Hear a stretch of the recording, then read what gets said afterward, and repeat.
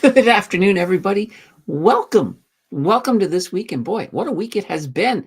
Never a dull week in the new world, I guess. Oh boy. Um, we got lots of great news. We got all kinds of stuff to look at today. We're also going to take a look at Ian's portfolio a little bit later.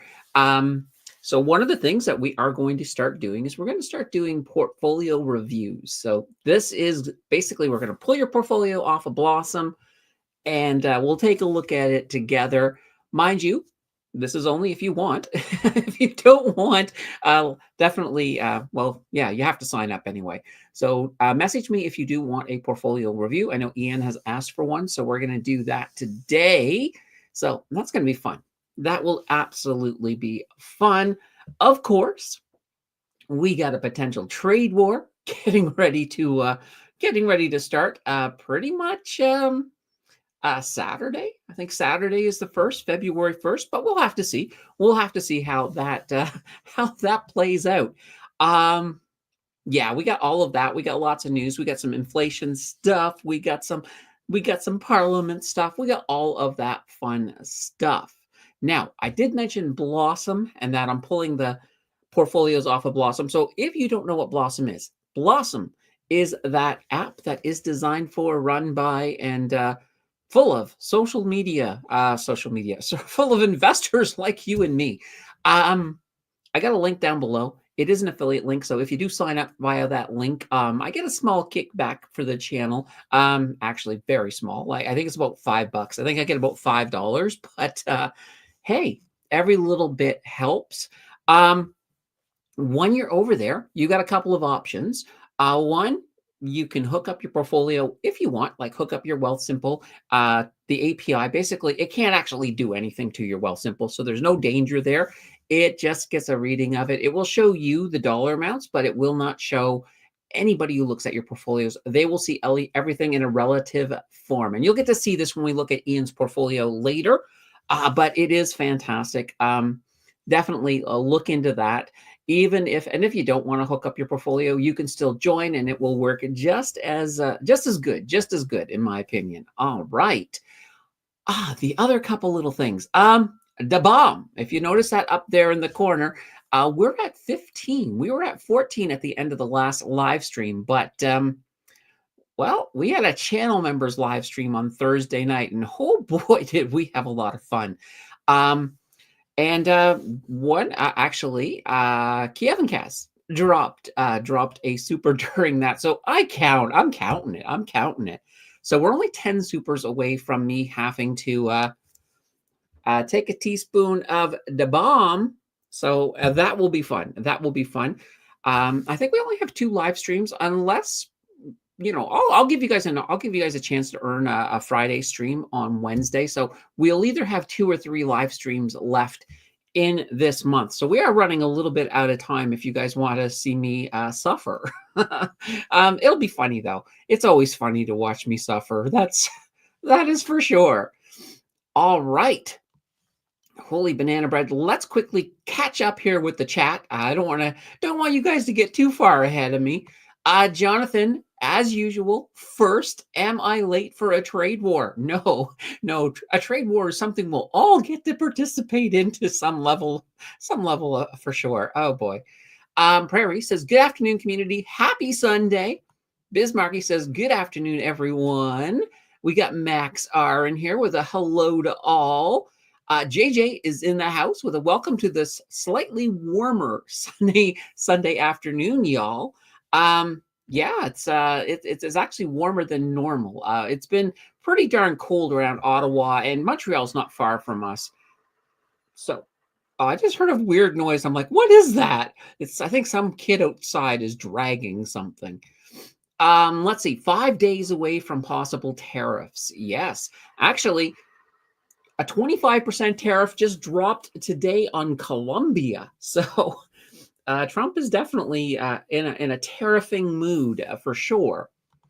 Let's see. Ian says, "Yay, roast my portfolio." Oh, we're gonna roast. We'll roast it. We'll make fun of your. No, we're not gonna make fun of your portfolio. We'll be constructive. JJ says, I stopped using Blossom almost 2 years ago. My old portfolio on there is miles away from what I currently have. Fair enough. Fair enough. We got Mary in the house. And if you guys don't know Mary, Mary loves the like button. So while you guys are all hitting that like button, I'm going to have some coffee because, we got to keep Mary happy. Mm. Oh, gosh, that is so good. JJ says, my Wealth Simple account actually got assessed by someone in Halifax on Monday due to API access from either Blossom or passive linkage. That's interesting. That's interesting. I've not heard of any issues on the Blossom side. So, and I'm not sure. Well, yeah, passive is that other one too that gains access. That's interesting. That is definitely very interesting. Vic says, afternoon, y'all. First Trump takes Greenland, then us. Is it going to go in that order? I think it's going to be difficult for him to take us. Especially, I mean, if he wants to do it economically, Canadians can really take, we can take a financial beating and keep on ticking for quite a bit. So it could get really, really bad if he goes that route for sure. Mario says, good afternoon, everyone. And JJ says, good thing I had 2FA. Yeah, 2FA, guys. It's a no-brainer. Hook it up for sure, because you don't want to get scammed ever. All right. Vic says, anyone moving their RRSP to Wealthsimple for their 2% match? Yeah, that's a pretty good deal. Pretty good deal. So if you're looking to move your RRSP over to Wealthsimple, they do have a deal on right now where they do a 2% match. I don't know what, Vic, maybe you know what, there has to be a limit, obviously. There has to be a limit. They can't just have it open-ended, because that would, otherwise, if you had a really big RRSP, you could make a ton if that was the case. King of Day is in the house with a hello, everyone. Happy Sunday. Ian says, I was going to mention the Colombian tariffs. Yes, 25%. Now, the reason he did this is because Colombia turned away some of his deportation planes. And so that made Trump a little bit angry, and he threw 25% tariffs at them. And a bunch of other, he did a whole bunch of other little things as well. But the tariffs were the big highlight of that news. All right. Vic says, thoughts on HHIS from Harvest ETFs? Yeah, watch Tuesday. On Tuesday, the next video I'm dropping is on the new Harvest ETFs. That includes, of course, HHIS. I'll give you a hint. I do like it. I like all of those funds. I think they're pretty nice. They're pretty good funds, especially if you are looking for an income, some solid income ETFs. So that they're good. And we've got a video. It'll drop Tuesday. If you're a channel member, you can watch it. You can watch it tomorrow. I'll probably have it up before noon Eastern tomorrow for the channel members. Jonathan says it wasn't me, JJ. Yeah, Jonathan is in Halifax. Jonathan will have to track down whoever it was, JJ, and give them a thing. It's really interesting too, though. You see, I'll say this about Blossom. Blossom is West Coast based, so that's kind of interesting. So yeah, it's definitely interesting. Keep me apprised. JJ says, good thing with Wealthsimple Premium, I got access to support within 5 minutes, and they blocked that user immediately. Awesome. All right. Let's see. Larry says he's threatening the Danish with sanctions if they don't have it over. Yeah, that's the thing. He's kind of saying that it's, don't think of it as giving Greenland to the U.S. Think of it more as a move to make the world safer. That's kind of, I think it is. What is 2FA? 2FA, two-factor authentication. So, when you sign into something and it sends a code to your phone that you have to then type in, that's your two-factor authentication. So it's a pain, but it can save your butt from getting hacked and having your personal information stolen. So, yeah, two-factor authentication is huge. Now, Bismarcky, I moved my RSP to Wealthsimple last year, 2% bonus. Nice. Very nice. Gotta love, I love free money. Anytime there's free money involved, sign me up. I'm ready. I'm ready. Vic says 5 million RRSP limit to transfer. I'm sure none of us here have that much to transfer to Wealthsimple. Maybe, well, it's hard to say. It's hard to say. Hands up in the chats if you have a $5 million RRSP. And can I be your friend? Yeah, I'm just saying. Lisa's in the house with a hello, everyone. All right. Larry says, what you should notice is that Trump Davos meeting is the eagle is holding the arrows, not the olive branch, which signals war. Yeah.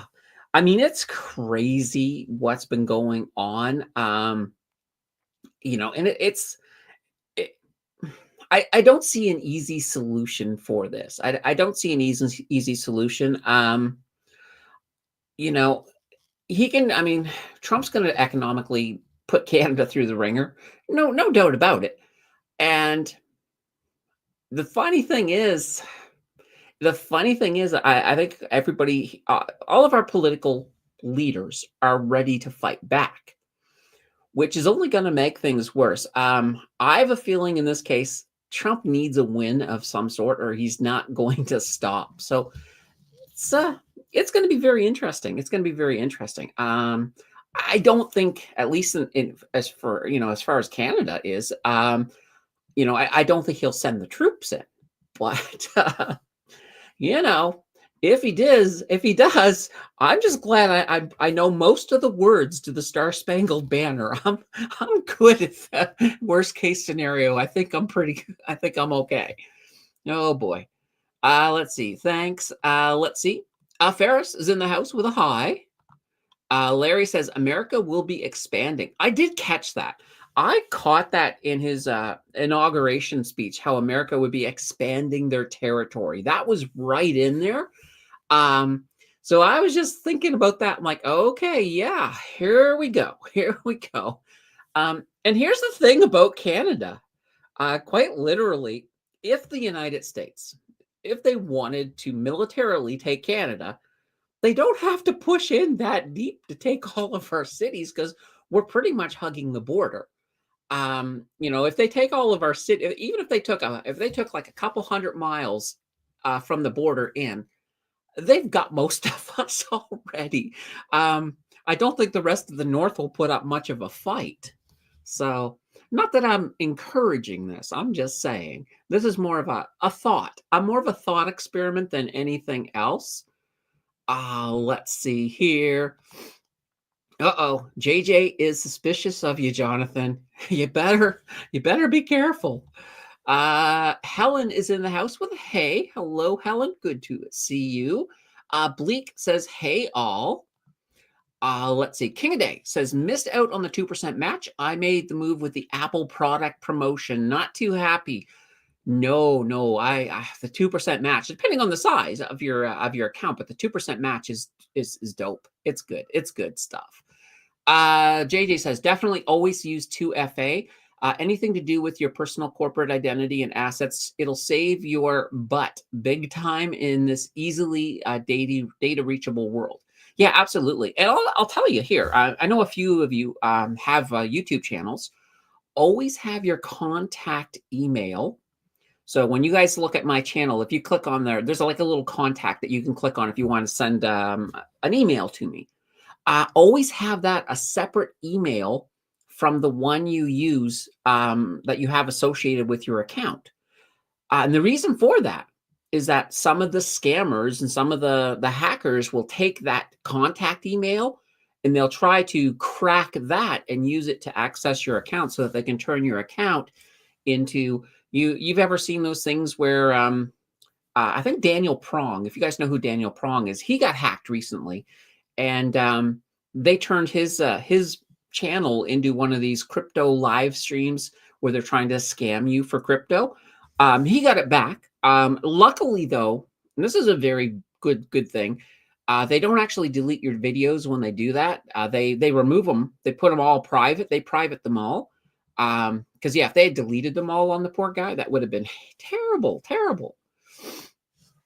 Larry says, "Give us all your Tim Hortons." Yeah, absolutely. Well, if you're, I mean, here's the funny thing: there are Tim Hortons in the states. Most of them are in northern states.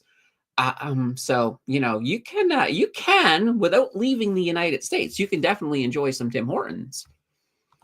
Roku Stittsville is in the house with an afternoon all. If I had $5 million RRSP, it would be called a RRIF. Yeah, fair enough. Fair enough. Ian says, King of Day, something similar happened to me with my TFSA. Bismarcky says we could join Russia. Yikes. Canada, White House. Yeah, Canada. Yeah, I mean, yeah. War of 1812. I mean, the British helped. The British did help, but yeah, it was part of the war, U.S.-Canada war. We pushed them back. We pushed them back then. Now they do have a much bigger military now. All right. Tom says, I think this speaks volumes about what an utter failure the Liberals have been. Joining the U.S. would have been a non-starter 10 years ago. The fact it's considered by some is scary. Yeah. It's we'll have a new government soon enough.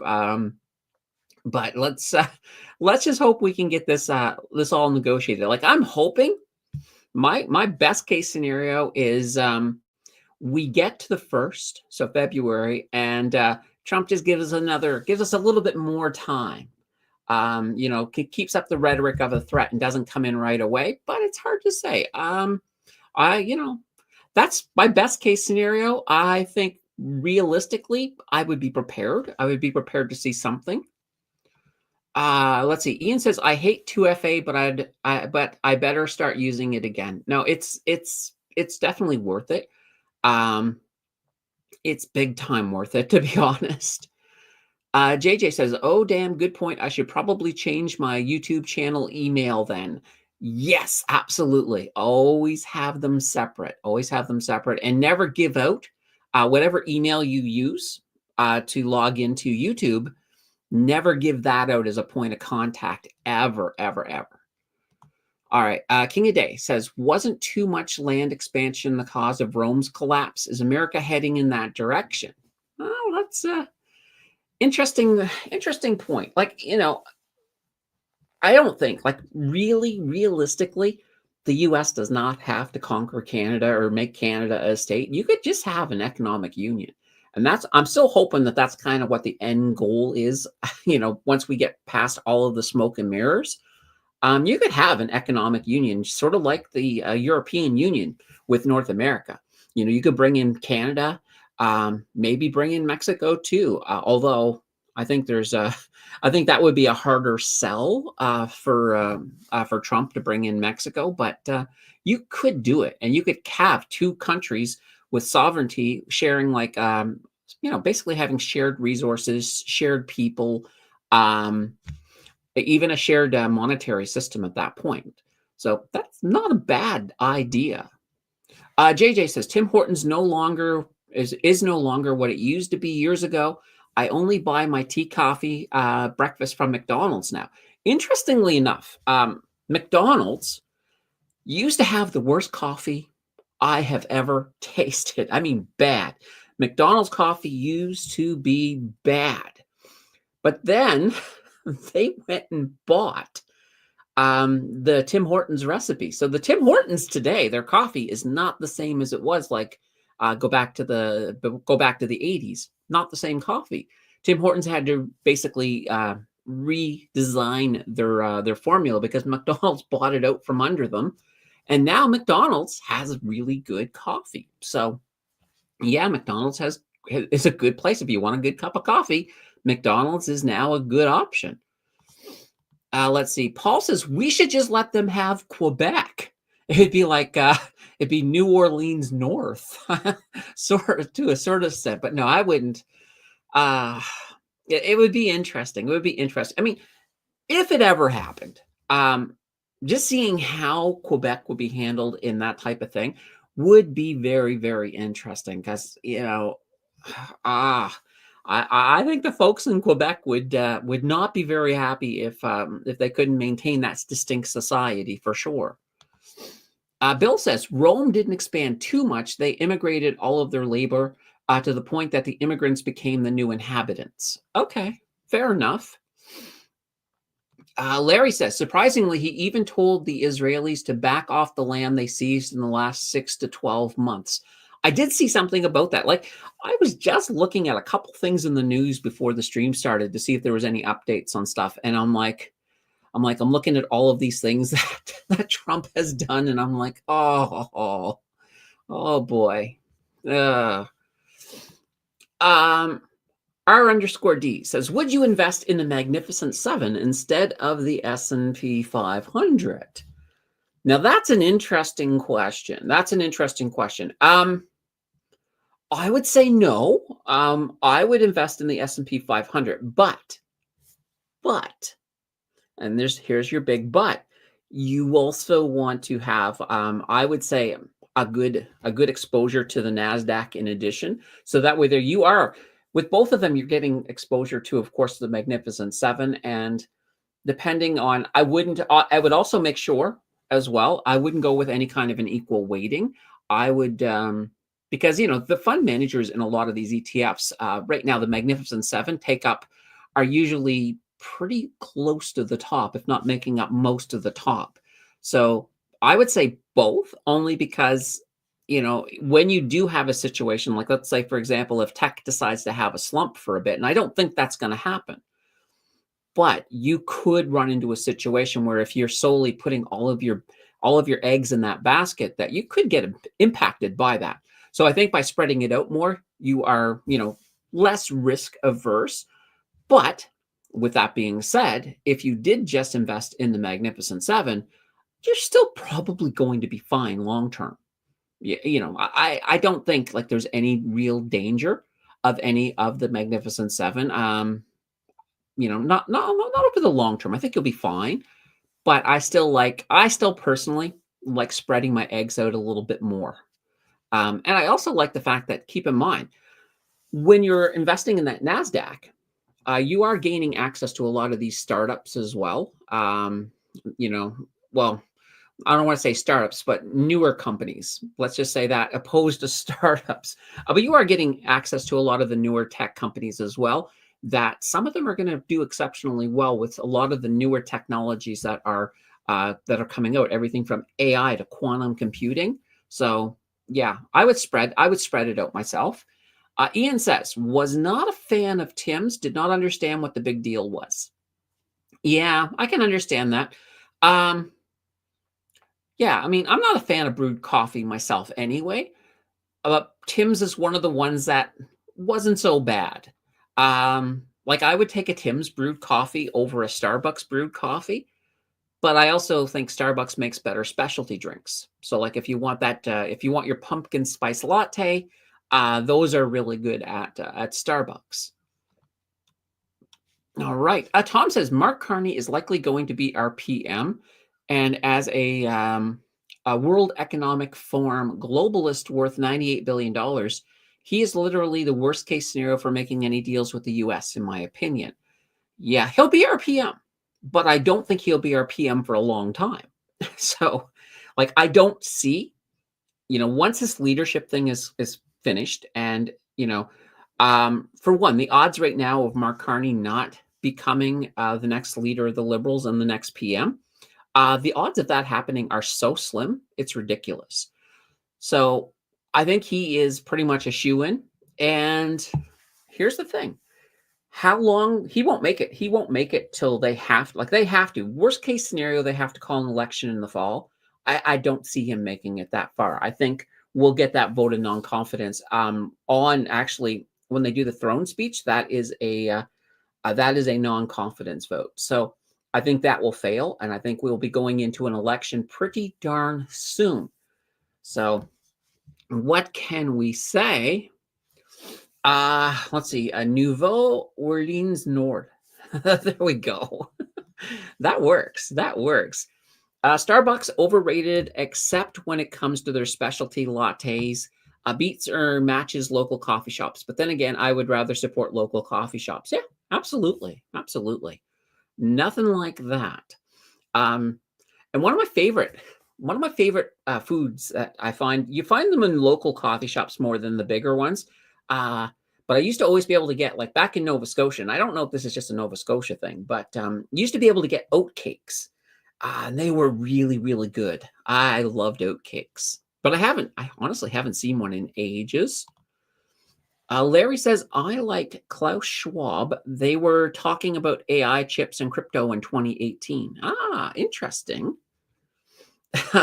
It eats the bugs. I love it. I love it.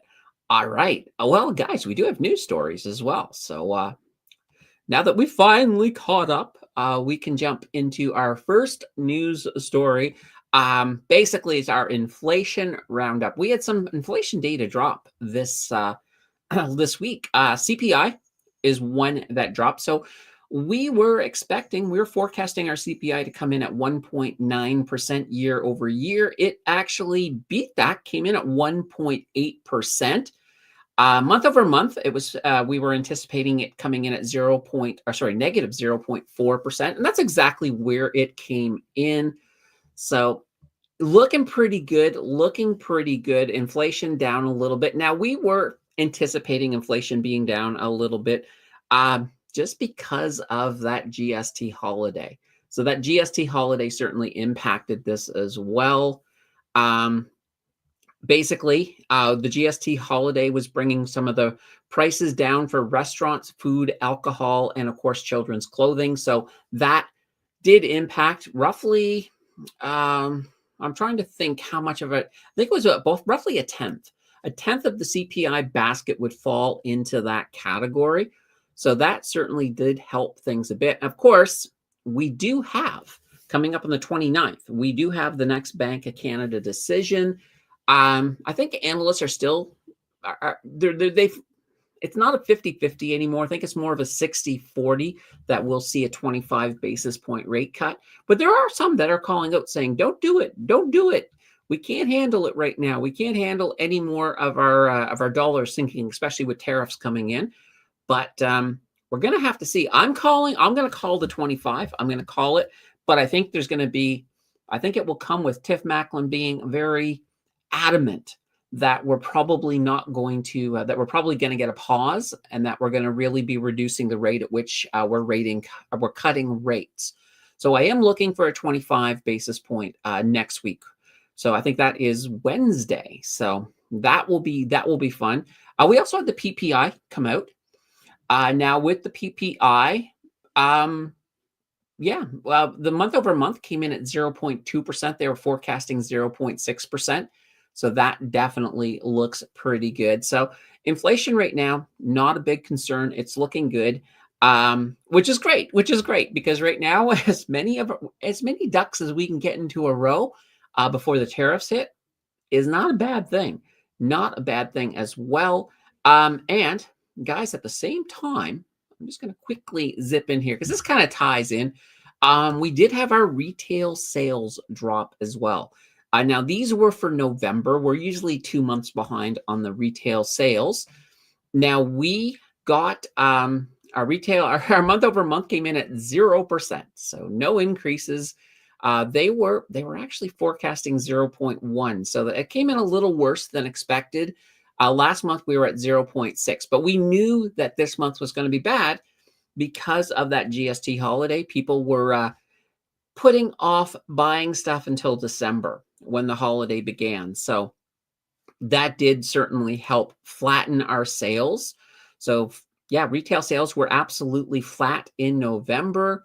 There was a lot less purchase from everything from supermarkets, grocery stores, alcohol, and furniture shops all took heavy hits. Now, the numbers could have been worse if it weren't for the fact that car sales were actually pretty darn good. And that sort of helped even things out a little bit. Now, retail sales, and this is why they're important. This is one of the reasons that we look at retail sales. They're basically considered an early indicator of our GDP growth. And GDP, of course, if we're looking at a recession, you start stacking some negative quarters of GDP together, and you get a technical recession. So that's kind of an important thing to sort of think about. All right. Now, yeah, and basically, retail sales contribute roughly 40% to our total consumer spending. So that's why it's a big deal. Uh, Now let's see here. Our retail sales in November, they came in at 67.57 billion. And we pretty much had a drop in almost all sectors. So 6 of the 9 sectors were down this month around. Food and beverage retailers, they were down 1.6%. They were one of the biggest ones down in November. While I mentioned cars were up 2%. So that's not too shabby. We should see in December, we should actually see things move up. And they have a preliminary month over month. So an estimate, they're estimating December to come in at 1.6% up. And that all has to do with that GST holiday. Pushing those sales that would have happened in November ahead into December. That's going to be huge. I think that's going to be pretty darn good. JJ says, oatcakes sound super good. I usually have rolled oats with Greek yogurt and frozen berries as my power breakfast every now and then. Yeah, no, oatcakes are absolutely awesome. I love oatcakes. Bismarcky, my $200 check from Dougie Ford isn't in the mail. Oh, I got my $200 check. So yes, Dougie has been he's been mailing them. Hopefully, Bismarcky, you get it soon. Whoops. Enid says, I'm late again. Good afternoon, everyone. Always good to see you. Always good to see you. Oh, that's always good. And we actually have Doug Ford. Doug Ford is in our news. Before we get to the trade war, though, let's do a very quick look at our Parliament Hill roundup. And I got tired this week of using the Trudeau beaver, so we're using our Speaker of the House beaver this time. Why not? So, of course, the Liberal leadership race is now pretty much firming up. Many of the senior ministers of the Liberal Party are throwing their support behind Carney. And a lot of those key support calls are coming from Quebec. So endorsements from senior ministers from Quebec are pretty much crucial because Quebec is huge. We have 78 ridings in Quebec. Now, Chrystia Freeland, she only has support of one Quebec minister. So not looking good for Chrystia. I guess our Disney Pluses are safe. Now, Carney is telling the Liberals that he is the most capable leader to take on conservative Pierre Poilievre because of his economic credentials. And he also claims that his economic credentials are the best to handle Trump. But we'll have to see about that. We'll definitely have to see about that. I do think he's going to get in. I think it's kind of a no-brainer for sure. What can I say? Yeah, I would say, and I think even today, I think Champagne, or I think that's whatever his name is, I think he has now endorsed him, and I think Area as well. I think that was breaking news just before I came on the air. Has now dropped out of the race to support Carney. So it looks like we're gonna get Carney. All right. Oh, guys, let's move into the trade war. Everybody loves a good trade war, right? All right. So, of course, we had lots of stuff happening this week, and Trump gave another speech at the World Economic Forum, and he did have a few choice words for Canada. One, he said that he does not need Canadian oil, gas, cars, or lumber. So basically, almost sort of insinuating that, the America's just helping us out by taking those exports. That's absolutely inaccurate, especially when it comes to the oil. The US absolutely needs our oil. And I've talked about this time and time again.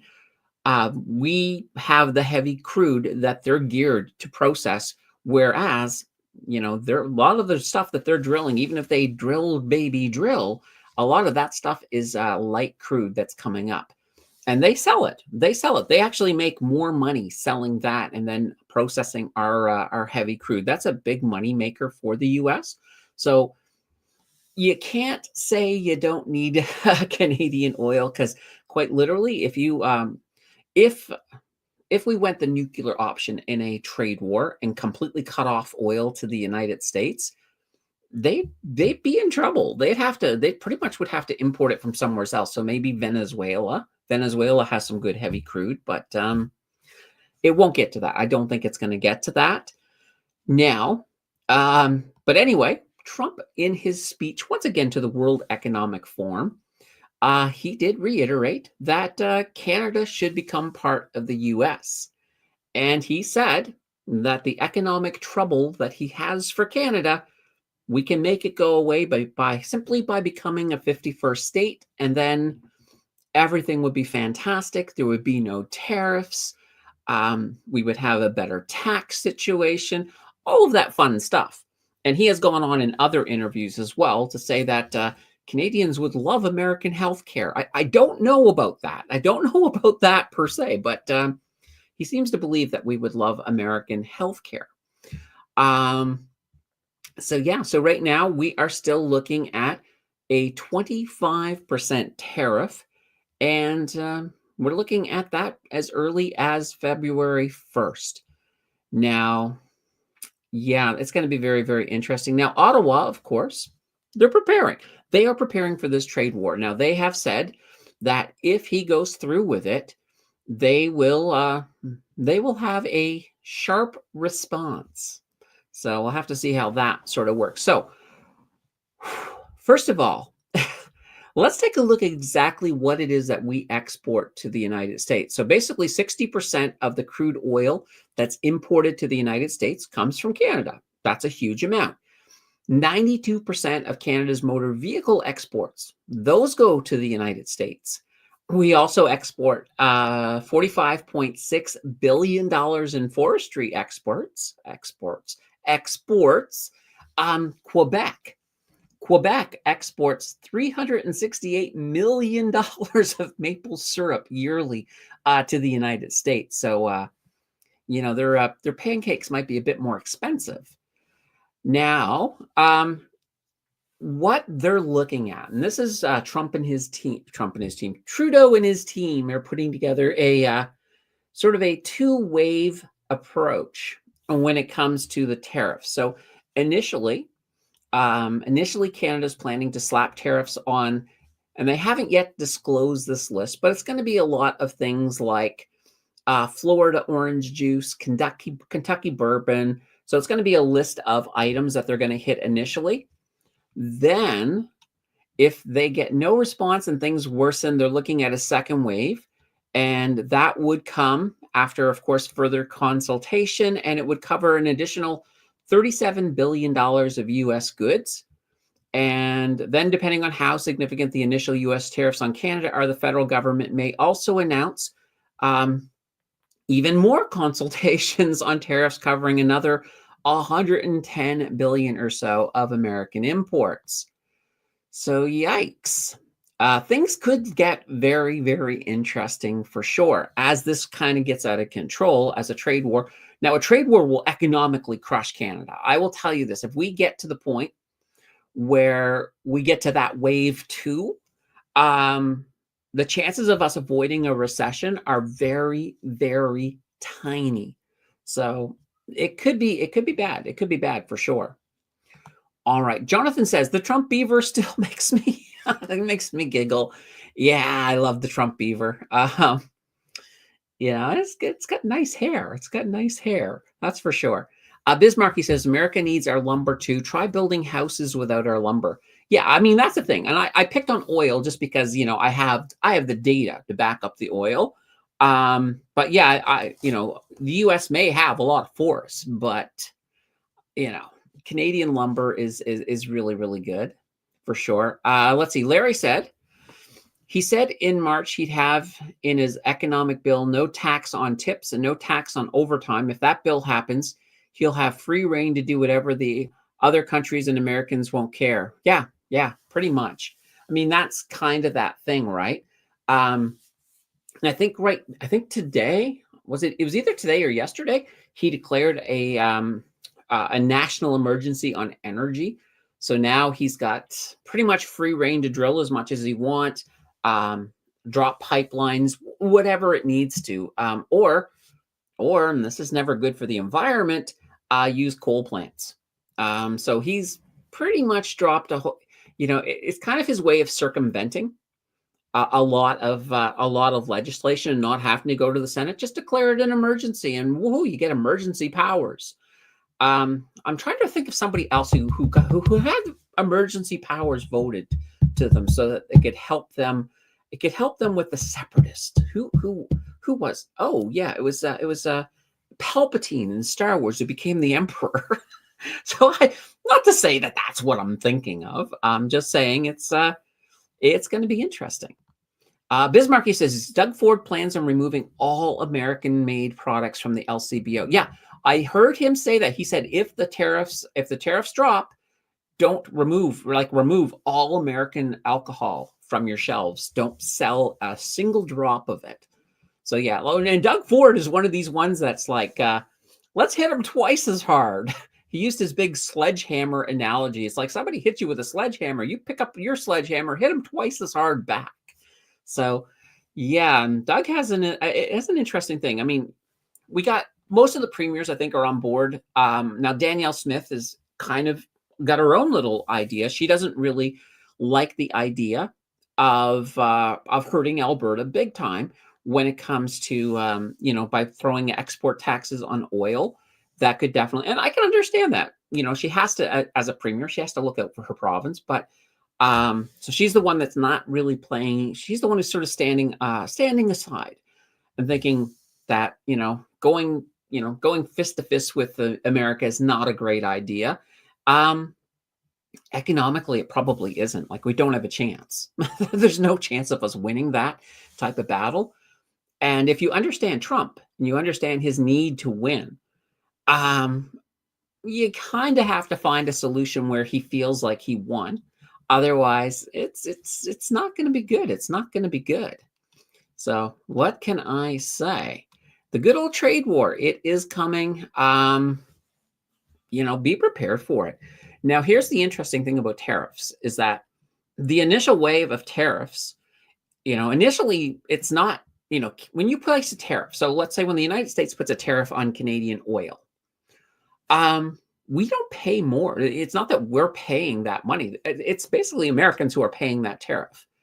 But what ends up happening, and this is where it hurts Canada, is that if all of a sudden Canadian oil is 25% more expensive, well, maybe somebody else's oil is now, who used to be more expensive than us, is maybe not as expensive, or maybe they're a better choice economically. So that ends up being to a situation that they don't need as much, Canadian oil. So all of a sudden our overall exports start dropping when there's options. Like when you raise the price 25% for Canadian products, there may be a similar American product that's now a better buy. And that's what ends up happening. So it ends up filtering back. Initially, the tariffs will hurt Americans, but as they get further into a tariff, it does come back and starts hurting Canadians. Now, once Canada then drops tariffs in retaliation, well, that initially hurts Canada a little bit more. It adds some more pain onto the pain that we're already feeling. But then that does filter back to the United States a little bit. So it'll, because they won't be able to export. But when you look at the amount of how much they export into Canada compared to how much we export into the United States, you can see that Canada will be hurt a lot more than the US could possibly be hurt by a trade war. And that's just not going to be good for Canada at all. So, Donald Trump has us over a barrel. And we need to find a solution to get out of there that doesn't result in us becoming a 51st state. and, you know, makes him feel like he has a win. And that's kind of where, I keep talking about that economic union, and that might be a solution. That could be a solution to make him feel like he got a victory and make everybody happy because we get to keep our sovereignty. But you never know. You never know where this is gonna go. Um, yeah, it's gonna be interesting. Like, it's kind of funny. Like the last time we had tariffs, so back this was Trump as well. We at least had people whispering in his ear that were in support of Canada. Now we don't. We really, really don't. It's kind of like it's like with this, with this second term of Trump, it's like the safety nets are gone. So just something to keep in mind. We'll see how this is all going to turn out. But yeah, it could certainly go bad. All right. Now, moving from a negative story, actually, before we get there, we've got a couple of comments. We'll get this over here. Larry says, "So crazy that we're out of poor countries to rob. So now it's allies and associates." I know, I know. It's like, I mean, if Canada ever invaded us, it's like, we'd probably feed some of the American soldiers just to say, "Hey, yeah, step in. You can stay. You can use a spare room for tonight." It would be funny. All right. Anchor says, "Did you hear the latest? Trump has declared an emergency 25% tariff against Colombia for refusing illegal aliens back into their country." Yes, yes, I have heard that. Um, yeah, it shows. I mean, Trump really wants to go gang bang on tariffs. And one of the interesting things that I did see from some of his speeches is that he really wants people to start building things in the United States. And I don't think in a way, it almost sounded like he wanted foreign investors to say, "Hey, start investing in factories in the United States, so that way there you won't have to deal with tariff type things." So it's going to be interesting to see where this all ends up. Anchor Tor says, "My God, what will Americans do? Cocaine will now be 25% higher effective immediately." Maybe, maybe, I don't know. Does that all come from Colombia? I don't know. Gus says, "It's about time Canada stops relying on the US as a major economical partner, especially in our energy sector, and look further towards Europe and Asia." And Gus is right. This is a beautiful thing. And even I watched an interview with Danielle Smith, and that's one of the things that she was saying is that we need to start opening up our energy exports, to the West. So, to like the East, the West. She was also talking about, and this is an interesting thing, having a West-East pipeline so that we could actually move our own oil to Canada. So, for example, one of the things that she was mentioning was that Eastern Canada buys a lot of our energy from the United States. And that's simply because we just don't have the ability to move a lot of it from like Alberta to the east. And she was sort of saying that that's something we probably need to look at as well. And I definitely agree that, and we certainly need we could open up a lot more business. We could be selling energy to China, to Japan. I mean, there's a lot of places that we could be selling our energy to. And that's one of the dangers for the US too, is in a prolonged trade war situation, Canada will have no choice but to find other trading partners. And if the US eventually wants wants to keep most of the Canadian oil, that's not a good thing for them. That's definitely not a good thing. Ryan says, "I'm disappointed that I just transferred my RRSP and other accounts to Wealthsimple and just got 1%. Just missed out. Oh, yikes." Yeah, that would hurt. That would really, really hurt. And I would say call up their customer service, but I don't think anything can happen at this point. Yeah, that sucks, Ryan. I am so sorry. Oh boy.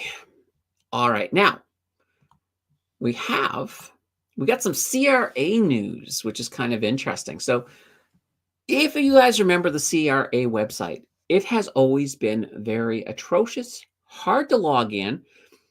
They've made a lot of improvements. I know even before the pandemic, if you changed your phone number, it became a hassle. Like they would not be able to fix you up over the phone. They would have to send you a passcode, and it would take a month pretty much to reset your CRA account to get back into it. So they made a lot of improvements. So it's not like that anymore. And that's fantastic. But apparently, they are working on even more improvements to the website to make it easier to sign in.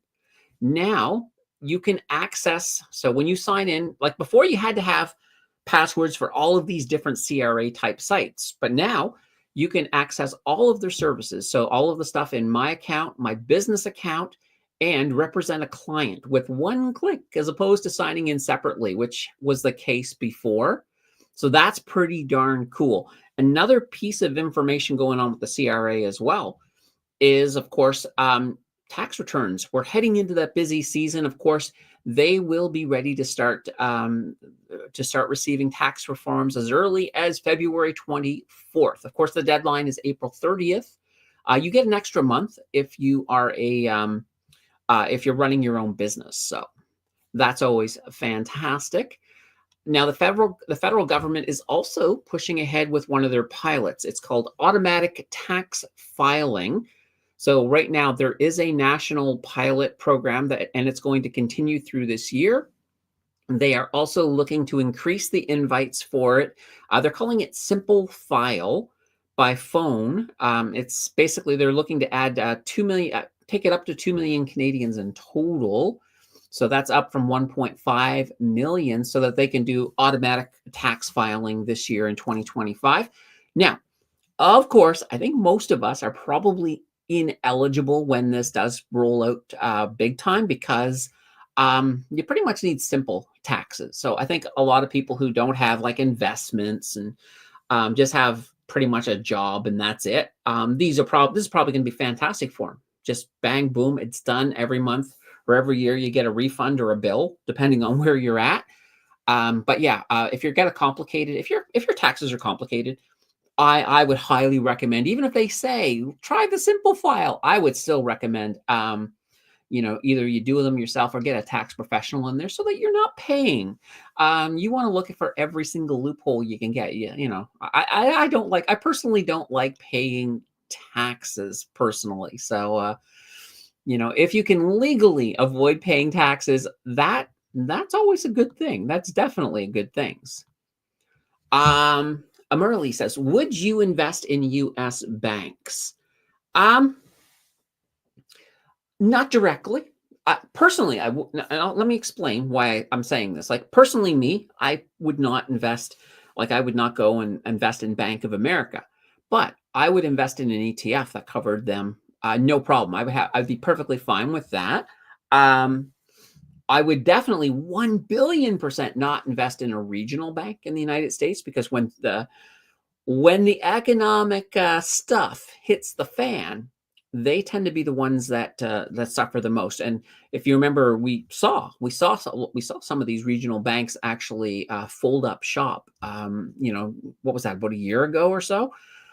So yeah, I'm always leery of them, but a good solid ETF with the US financial system, you're gold. You're golden. I think that they're strong. Like a lot, and especially lately, like their last earnings report, a lot of the US banks, they did beat earnings. They came in pretty strong. But yeah, that's why I like ETFs for reasons like that, because then you can get a good exposure. Now, if you were an American investor, then that might be a slightly different answer for you, because you have a better understanding of all of the different nuances of the U.S. banking system and things like that. And I think that would give you an advantage over, for example, a Canadian investor. We're used to, we know our own banking system fairly good, but when you're looking at another country, sometimes I think it's kind of better, especially with diversification, to get that ETF in there. Let's see. Lisa says, I can never sign into CRA using Wi-Fi. I have to connect using my cell phone data. So annoying. Oh, yeah, that's not good. I use Wi-Fi and I'm fine, but yeah, that's definitely not fun at all. Ryan says, I would rather join the UK or European Union than join the US. I do not ever want to give up universal health care. Yeah, absolutely. I did see an article. I didn't read it. I think I saw it on was it the Globe and Mail? I don't know if it was the Globe and Mail. There was someplace I saw an article saying that Canada should consider joining the European Union instead. I think all options should be on the table. I'm not opposed. I'm not opposed. Prairie says, I prefer having my accountant do my return, sleep better at night knowing it was done right, and can have him go to bat for me if the CRA questions something. Yeah, exactly.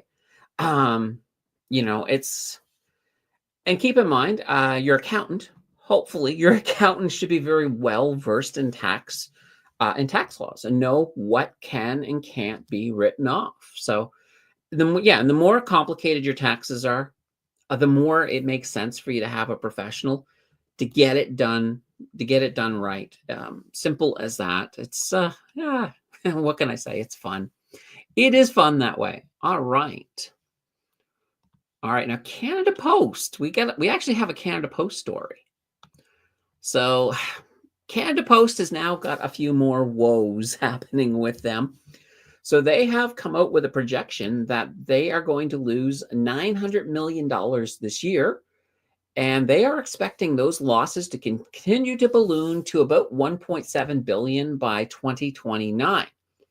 Now, as a response, they have asked the feds for funding as they are projecting their cash reserves to run out within a few months. Now, this is one of these interesting things. Over the weekend, the feds actually did reply and said, yeah, we'll lend you $1 billion.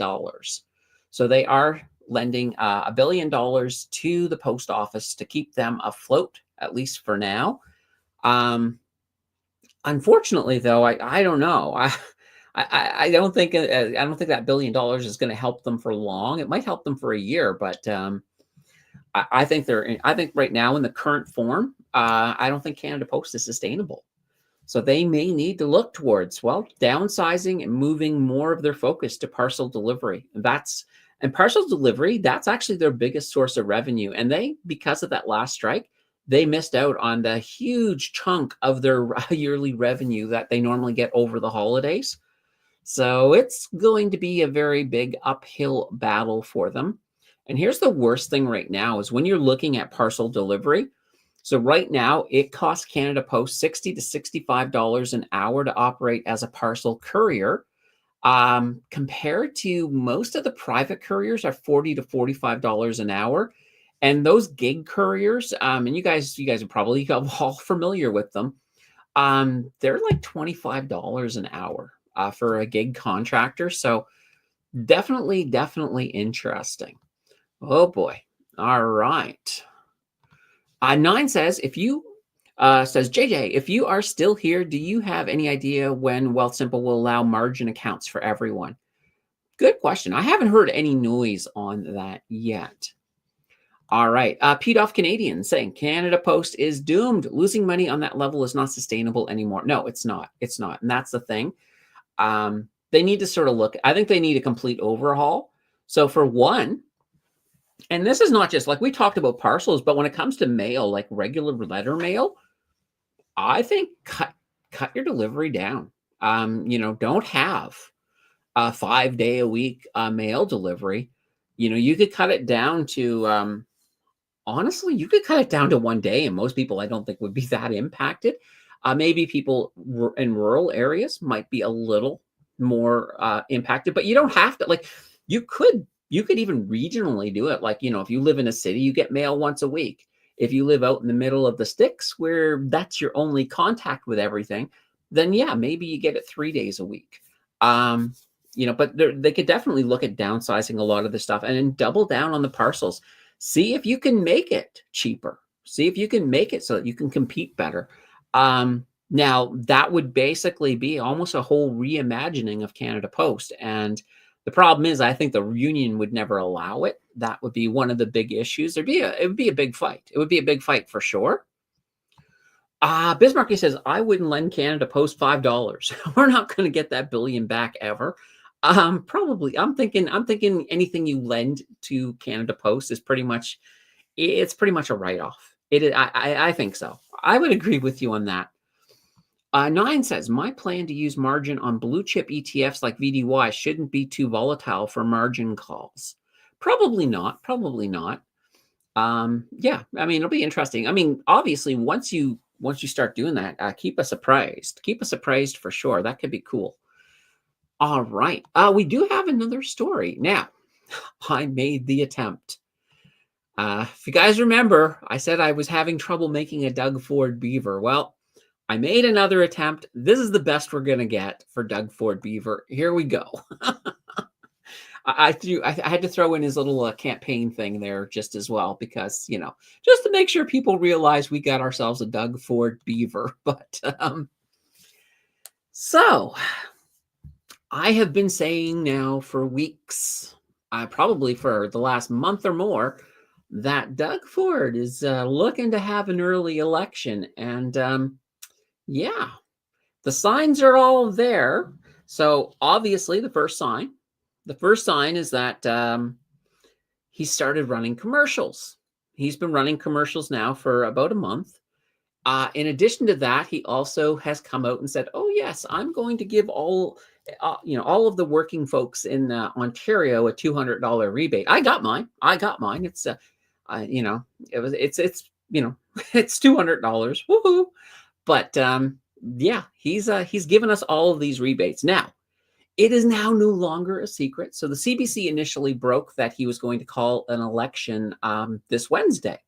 He has now verified that, yes, he is calling an election on Wednesday.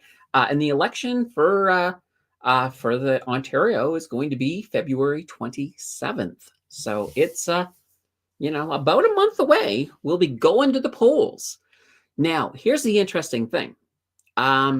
He did not have to call an election this year because he didn't have to call one until next year, and he does currently have a majority. So it's not like he doesn't have a mandate, because he's claiming, and this is what Doug Ford is saying. He says he needs a new mandate to deal with Trump.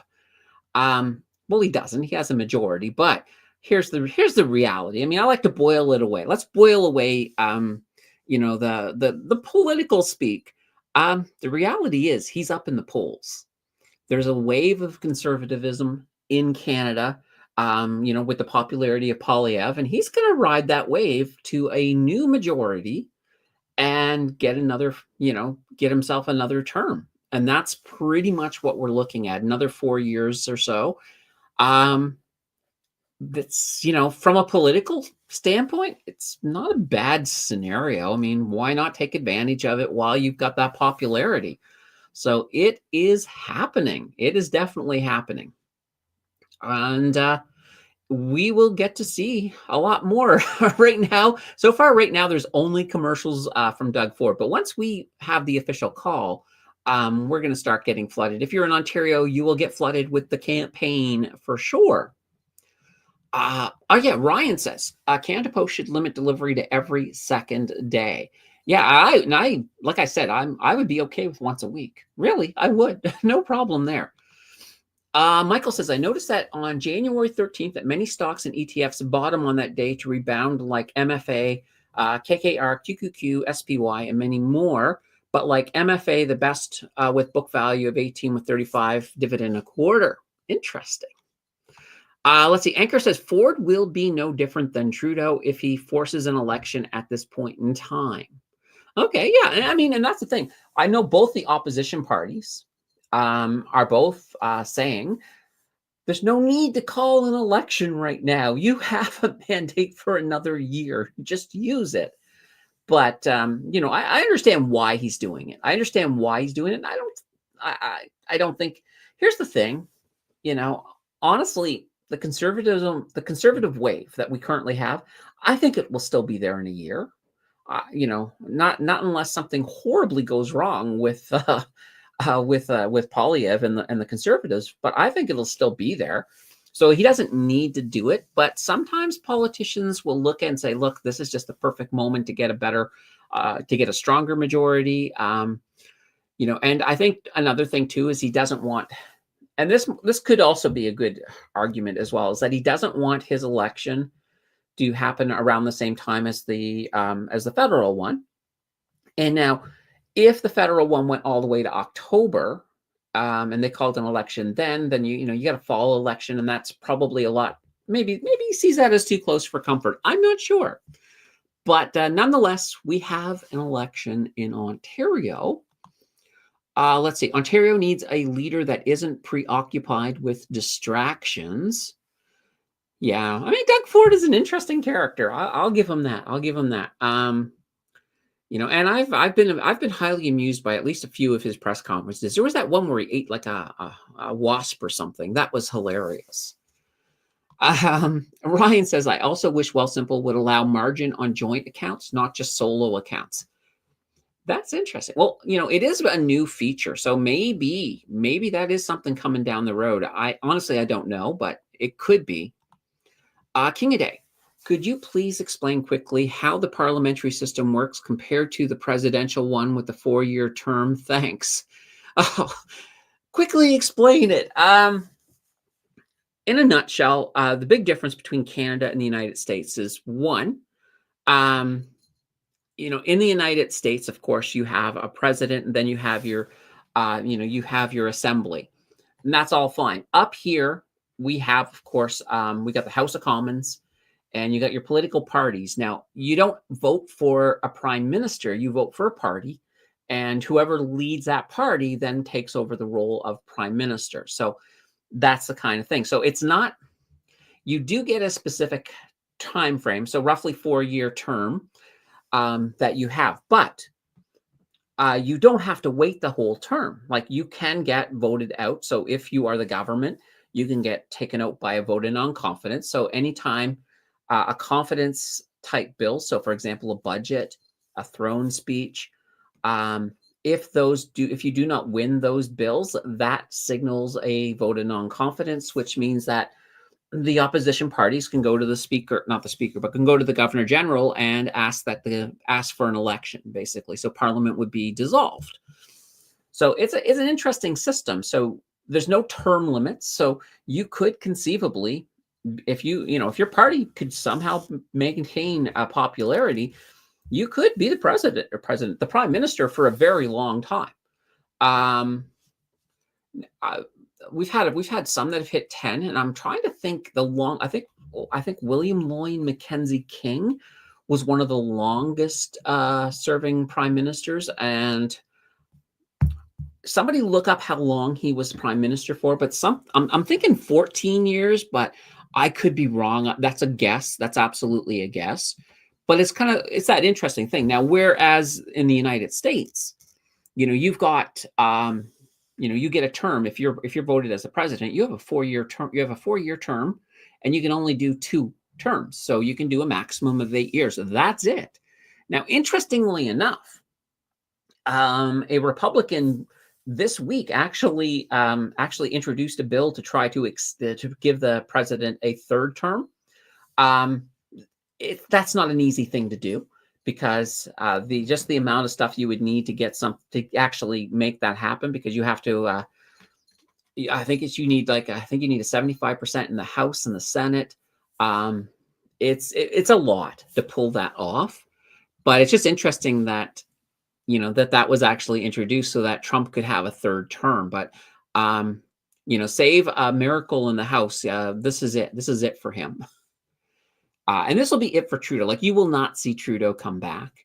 There's nothing legally he could, if the Liberal Party were to bring him back in as a leader again in the future, but they're never going to do that. All right. JJ is here in the background. Pete Off says, timing definitely suits Doug best, but I think he'd win either way. Beaver Doug looks way more trustworthy, though. I think so. Absolutely. Sorry, the kitten is sort of pushing over here, trying to move in. All right. Yes, good old Beaver Doug now. Let's see. JJ says, were you not approved during the beta launch for Margin? Let's see. I believe they won't be released to everyone until at least a couple of months. Could always ask them. There we go. Let's see. Ford might be worried about Ontario's history of voting in opposite parties federally and provincially. That could be. Sometimes, and keep in mind, polls Polls sometimes completely fail. Um, let's see. Google says William Lloyd Mackenzie King was Canada's longest serving prime minister holding office. Oh, there we go. 21. I knew he was the longest. I didn't realize it was quite that long. 21 years. Holy banana bread.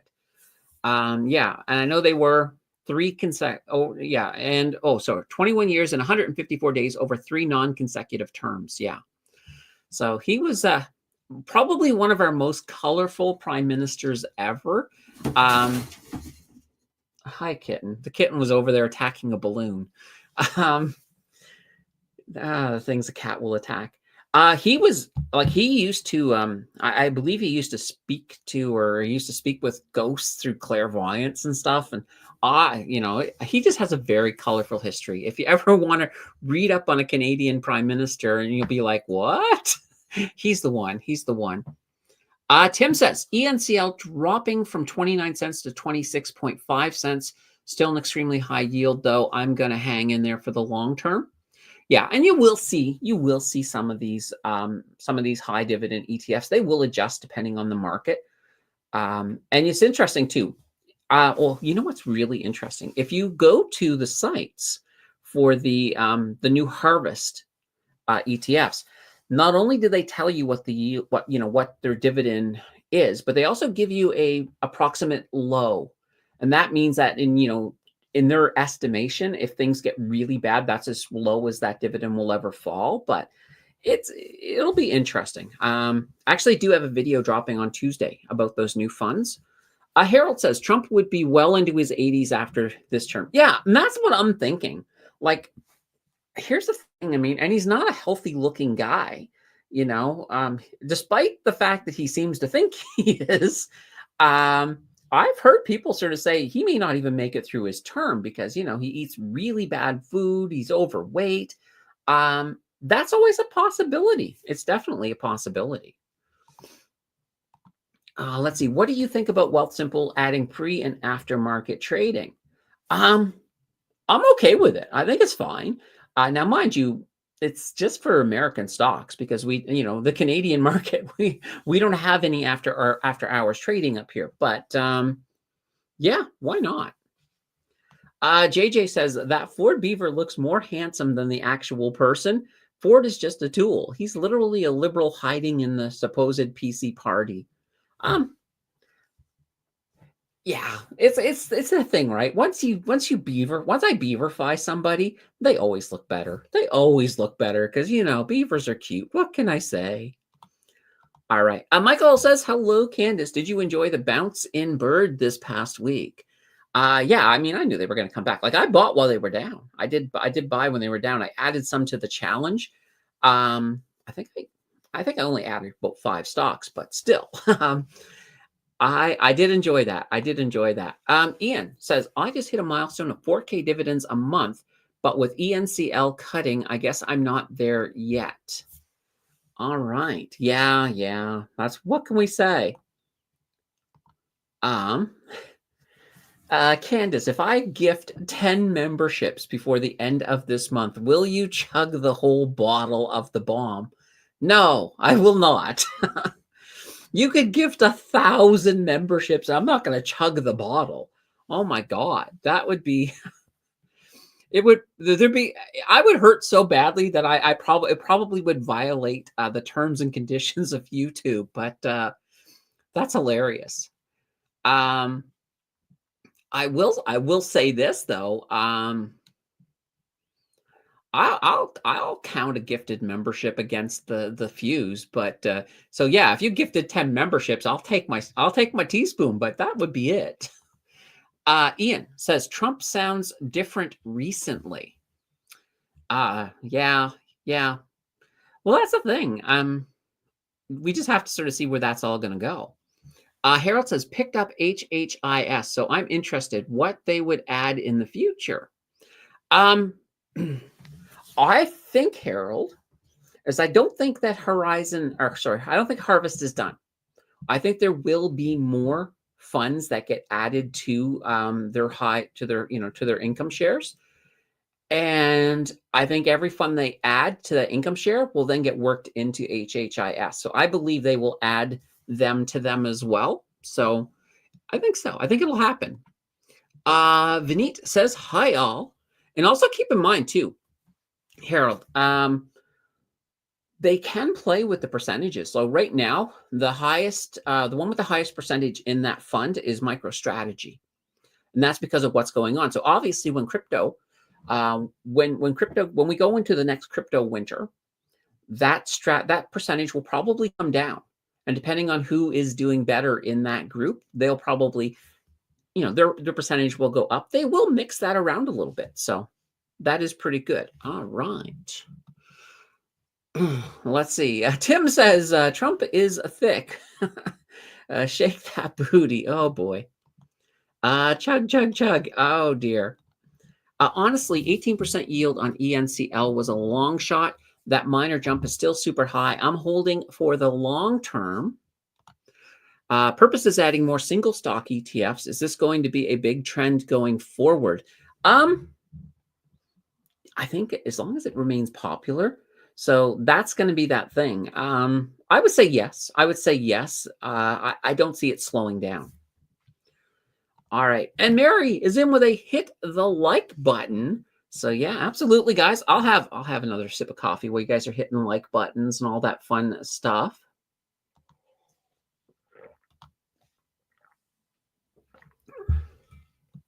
Believe it or not, guys, we actually got a couple of stories in our crypto corner. So Bitwise submitted a proposal for a Dogecoin ETF. So that there is, of course, the first step in getting it approved by the SEC. But, maybe down the road, we'll have a Dogecoin ETF. I don't know. But Bitwise is the first to actually take that jump into that area. Now, another interesting little story is there's a New York University professor named Noraly Robuni. I'm probably crucifying this poor guy's name, but he does have a nickname. His nickname is Dr. Doom, and he gained that nickname because he is one of the ones who predicted the 2008 financial crisis. Well, he's now got a new prediction. He's got a prediction about meme coins, and he believes that there is a meme coin bubble right now, and that the value of these meme coins are getting ready to plummet if that bubble bursts. So he's predicting meme coin bubble. So meme coin bubble. I always say avoid meme coins, so I'm okay with his prediction. I would just avoid the meme coins, folks. You can get into a little bit of trouble. All right, just before I close this news out here, coming up this following week, of course, we have the Bank of Canada rate decision on January 29th, so Wednesday. And on Friday, we have a GDP report dropping. That's our month-over-month GDP in the U.S. They also have a rate decision as well on Wednesday, the 29th. So that will be the Fed with their rate decision. Most people are expecting them to perhaps not cut, although Donald Trump has said to them, lower those rates as fast as you can. But I still think they're going to sort of say, nah, we don't care. We're not cutting. We'll see. We'll see. I could be wrong on that one, though. You never know. Donald Trump sometimes has ways of getting his way. Now, Thursday, they also have GDP data dropping in the United States. And then on Friday, they have their personal consumers expenditures dropping. Not a lot going on earnings-wise up in Canada. Not a lot in the U.S. A couple of big companies, American Express and Verizon, have earnings coming up in the following week. All right. Boom. Guys, we are now, there we go. Push us back to normal. We are done the news. I love it. I love it. All right. Ian says, actually, ENCL cutting 2.5 cents a month dividend is not a big deal. I don't own that many, been buying more with dividends. And let's see, QQCL dividend is going up, which is nice. You got to love that. You got to love it when one of your dividends goes up. Northern Gal, welcome. Welcome to the stream. Hi, just been lurking again. What is the purpose of a single stock ETF as opposed to just getting the stock? Well, it's all about income. So with their single stock ETFs, they will use, of course, covered calls, and some will also use leverage. And this is just a way to basically give you a nice income off of that stock because they're taking the premiums or they're taking the extra they're making from the leverage and they're throwing that all into a nice big dividend. So if you are an investor who is looking for income, so for example, let's say you have a retirement income portfolio, perfect. These will help produce a nice income coming out of that portfolio. Now, if that's not your situation, then yes, you are probably better off total return wise in most cases. Especially in in a bull market, you are 100% better off with the underlying asset. You will have a larger amount total return wise. But like I said, if you're looking for the income and you're not really concerned about the actual growth, because a lot of times if you have it in a retirement portfolio, you just want that nice big income coming out, and then then it's kind of fun. It's tax free. It doesn't affect your other supports. So, for example, you don't have to worry about OAS clawback or anything like that on it. So, just something to think about. Let's see here. JJ says, yeah, these SS plays are for the volatility and options, so you're getting option premiums over potential growth. 2 big tablespoons. It's one, JJ. And trust me, I have even put a tiny dab of this on my finger and tasted it. Well, I did taste it when I did the hot ones challenge, but yeah, too big is a little bit too much. But you know what? I'm always trying to overbeat myself. Maybe after we do the one, maybe next time we'll do more. I don't know. I'm not making any promises on that at all. It may be so horrible that I refuse to do it again, but we'll see. I probably won't. I probably won't refuse to do it again because I'm always up for trouble. All right. Harold says, looking forward to Palantir earnings. They seem expensive, so waiting to see if the price is justified. Yeah, well, they did. They actually, they more than doubled in price over the last year. So, yeah, it'll be interesting to see what their earnings look like. Now, considering that Trump is saying that he wants everybody in NATO to increase their defense spending up to 5% GDP, that does mean that if you're looking at a company that does military stuff, I'm just going to say military stuff. I'm not going to say bullets or anything else. They're probably going to make some money out of this. They probably will make big time money out of this. But here's that thing. Some people are uncomfortable with investing in stocks of destruction. And that's perfectly fine. That's perfectly fine. And you know what? There are a lot of good options that you don't have to step on your morals if you're that type of an investor. All right. Jay says, I'm debating just to keep 4 ETF stocks in the future. XEQT, love it. VDY, perfect. Bank and cash. So it's just the way the economy is heading. Okay. And there's nothing wrong with that. Like if you're an ETF investor, I would honestly say, don't go overboard. You could probably have an incredibly well-diversified portfolio with maybe 5, 6 ETFs and have everything covered. XEQT would definitely be a great one. Now, or any of the EQTs like VEQT would also be good as well. So there's lots of ways that you can certainly invest, and I think that's always fantastic. All right. JJ, I'm heading into early semi. Yeah, right, JJ. Now, JJ is if you're retiring before you've even finished university, you're playing the game better than the rest of us. That's for sure. Paul is in the house with a good afternoon. And we have a thank you. Missy is in the house. Let's see. Hello, Candace. I hope you're doing well. I'm doing fantastic. Lisa says, I know I keep saying this, but I'm going to send you some better sauce in the spring when it won't freeze in the mail. The bomb is just trash with that nasty aspect to make it so hot. Okay, fair enough. Fair enough. Um, David says, do you think Scotiabank will raise their dividend in 2025 and how much? Um, no, I don't think they're going to. I think they're the only bank that's not going to. And I only say this.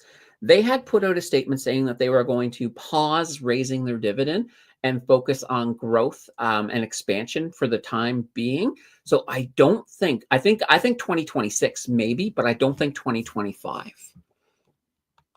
Excuse me. Let's see. I'll send you an all natural sauce with no extract that will melt your face off. Oh boy, that's going to be fun. Let's see. Mo on Blossom only has 2 or 3 ETFs. Yeah. Yeah. Mo is awesome. I like Mo. Let's see. JJ, swap XEQT for either HEQL or EQCL. You get more income and less volatility in price.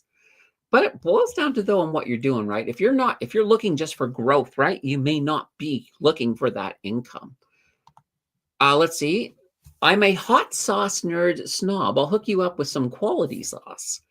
Gotta love, the hotter the better. And it's actually interesting.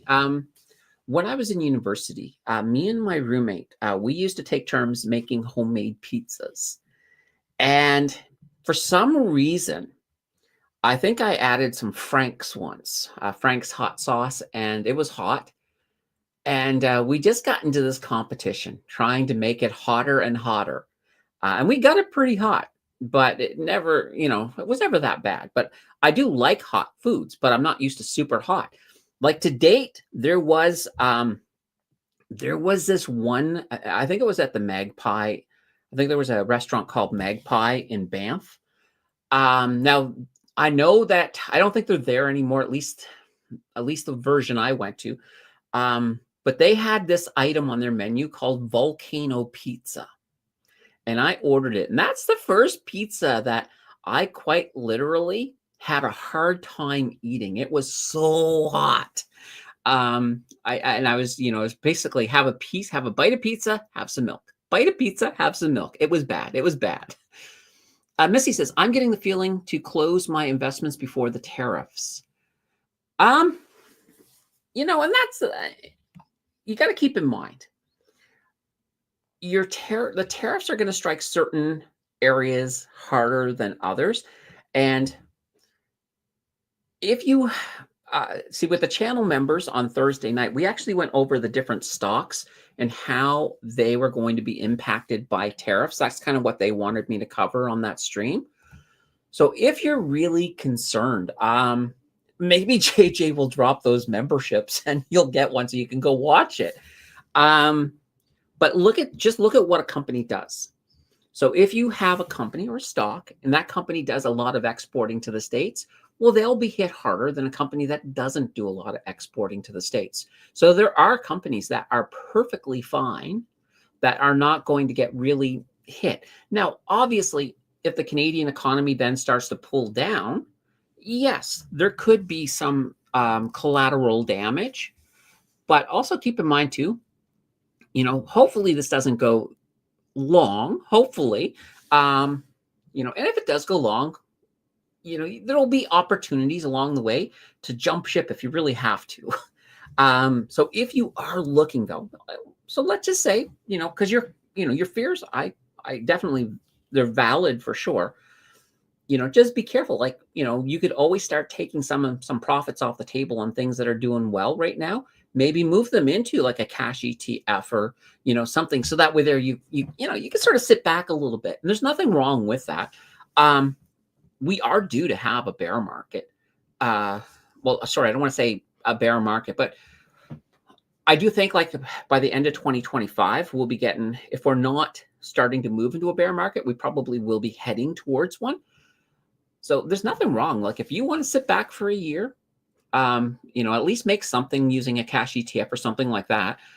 And then you'll have all of that cash. So that way when we do go into a recession or a bear market, you're going to be in a great position to buy some really cheap deals. So keep that in mind. That might be something to think about. All right. And JJ says, I could take a couple of months, years off and just reevaluate my life plans technically with my monthly income coming in. Okay. Nothing wrong with that. Who has a Costco MasterCard? The cashback gift certifies are printable now. Okay. I don't have one. SCHD still a good ETF to hold in the future. I have some SCHD. I like it. I know it's funny. Like if you look on YouTube, you will find people who love SCHD, and you'll see other people who are like saying its time is done. I think it's still a solid little ETF. I don't have any concerns. I don't have any plans to sell it. Missy says, I'm 52 and I don't want to do 28 again, 2008.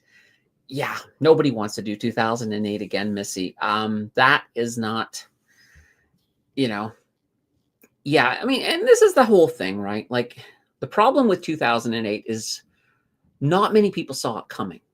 Not many people realized that, we had this giant house of cards with all of the mortgages going on in the States. So when that came down, it came down fast.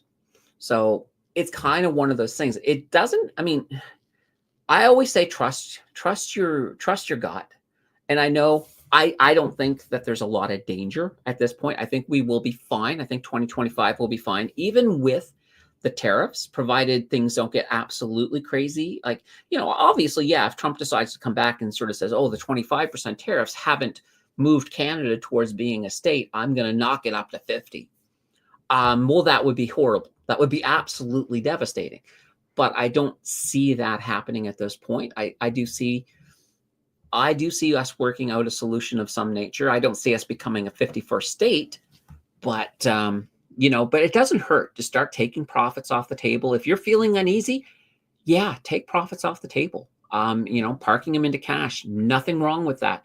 I mean, I've already sort of explained that's the way you invest, right? You're always taking a little bit off the table, putting it into cash, waiting for that next bear market.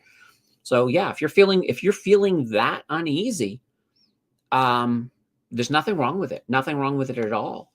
Let's see. Lisa says flavor first, heat second, then when it comes to hot sauce. Yeah, absolutely.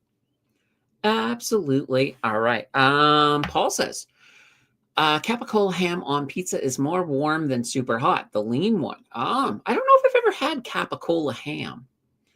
Interesting. Let's see here. I'm going to skip that. You're talking to somebody else. Let's see. You're better off with any other VFE-like equivalent for sure for total returns any day than SCHD. Yeah, and you see, there's a thing. I mean, I like them. I like them both fine. But it depends. It really depends. Like I do have SCHD. I also have I have one share of VFE just sitting there. Paul says, let's see. I thought Trump was going to get rid of IRS and use import tariffs to fund the government. I know he wants to really start reducing taxes. And now he's actually creating an ERS, so an external revenue service. But I think there's still going to be some amount of taxes. I don't see him getting rid of income tax anytime soon. For one, his tariff idea has to work. So he has to demonstrate that he'll have a very good flow of income from tariffs before he could even really look at eliminating income tax. So I don't think that'll happen. I don't think he's going to be able to get rid of it. He has a lot of big ideas, but I don't think they're really let's just say the flesh work behind the big ideas. I don't think they've been fleshed out. I don't think it's going to go over as easy as he thinks. Let's see. Guy says, hi, Candace. I have a TFSA and RRSP in my Quest Trade account. Should I be investing into my RRSP first and then move into my TFSA? Thinking about tax refund purposes. Okay, so all right. When you have so your RRSP, it has a good purpose. So the biggest purpose, of course, is if you're deferring taxes. So if you move something into your RRSP, you refund the taxes. But with what it sounds like you're saying is, as soon as you move it from your RRSP to your TFSA, you've now created income. So if you, let's say, for example, you put $10,000 into your RRSP, well, you get 10,000 deducted from your taxes, not, from your income. Let's not say taxes, but from your income. Now, as soon as you then move it into your TFSA, that counts as a $10,000 withdrawal from your RRSP. So that's 10,000 of your income back. So you haven't actually accomplished anything at all by doing it that way. So when it comes to prioritizing, if you have a lot, like if your RRSP, or sorry, if your TFSA is completely empty, that should almost trump everything. One thing it won't trump is if you have a job that does RRSP matching. So for example, every paycheck, they were like, okay, if we can if we can put $100 into your RRSP, we'll match that $100. And I don't think they go that high. It's probably closer to like $30 or $40 or something. But in that case, you're doubling your money by doing it. So that trumps even the TFSA. Then outside of that, you have to sort of look at a couple of things. So if you are holding some US stocks that have high dividends, yeah, you want those to be in your RRSP, because that's the only one that gets recognized as a tax, basically a registered account. You don't have any withholding tax charged on you. So that's another reason, of course, to use your RRSP. But outside of that, and we're not going to talk about the first savings home plan, because with that there's might be reasons to be putting it into that if you're in that situation. But outside of that, your TFSA pretty much trumps everything else, because that's going to be where you're creating tax-free growth, tax-free income. Whereas everything you put in your RRSP will get taxed. It will get taxed when you take it out. So you have to remember that. You're not getting rid of the taxes. You're just pushing them down the road to hopefully take them out when you're in a lower tax bracket, so you're not paying as much on them, but you're not really making it disappear. So that's kind of the thing to think about. Okay, let's see. JJ say, not worth it in any account, in my opinion. It's a total returns pales in comparison to any S&P QQQ equivalent, because it's a selection. All right, and that's interesting. Maybe what we should do is like a VFV versus SCHD, do a total return analysis on them. That would be kind of interesting. Ian says, I think Trump is a businessman. American corporations are international corporations. I can't see him crashing the world economy. No, and I don't think he wants to. But yeah, you do have to realize that he is a businessman. So he will ask for the moon, even if he's only looking for a low Earth orbit. But when you don't give him the moon, you might be more inclined to give him that low Earth orbit and think and it'll feel like a victory, because it's like, oh my God, I didn't have to give up the moon. I just had to give up a low Earth orbit. Whereas he's sitting there saying, that's all I ever wanted was that low Earth orbit. And that's kind of where I'm thinking that, maybe he doesn't really want Canada as a 51st state. Maybe the long game is that he is looking for that economic union. And I know that I think Kevin O'Leary has been down there talking to him at Mar-a-Lago about an economic union with Canada and proposing that. So it's definitely in his head. Just as long as he's feeling like he's getting a victory. And I think that would be a good victory for him. And that wouldn't be a bad situation, I think, for Canadians. Definitely wouldn't be a bad situation at all, to be honest. Tim says, Yellow Pages has a high dividend yield on the TSX. Anyone have an opinion on its future? I feel like they could be one tech advance away from being totally relevant. They own 411. Yeah, I'm actually surprised they're even still here, to be honest. I wouldn't touch Yellow Pages with a 10-foot pole, personally. Unless they find some new way. Kitten, get away. The kitten is bugging me again. Unless they find a way to make themselves relevant again, sort of like BlackBerry. Like BlackBerry has now become relevant again. But yeah, I wouldn't invest in Yellow Pages personally. Let's see, JJ, did you get your dividends from MSTY? Let's see. SCH is heavily concentrated in energy and financial sectors. How could energy be a bad thing in the U.S. at this point? And, and that's kind of what I think about the SCHD. And some people are like, okay, well, it depends on what sectors are doing well. Yeah, you know what? If energy is booming, SCHD will definitely benefit. And that's one of the reasons that I hold it, in addition to VFE, because I like getting that extra exposure. All right. Let's see here. Yeah, 2 weeks ago. This week is Group B's payment from YieldMax. All right, Harold picked up a few shares of eBank and get a little exposure outside of North America while people deal with tariff talk. Yeah, eBank is a good ETF, especially if you want to get some of that foreign bank exposure. So yeah, no, I do like that. Just trying to think. I'm thinking of. I was trying to think if that was one of the. Anyway, I'll leave that alone until I know.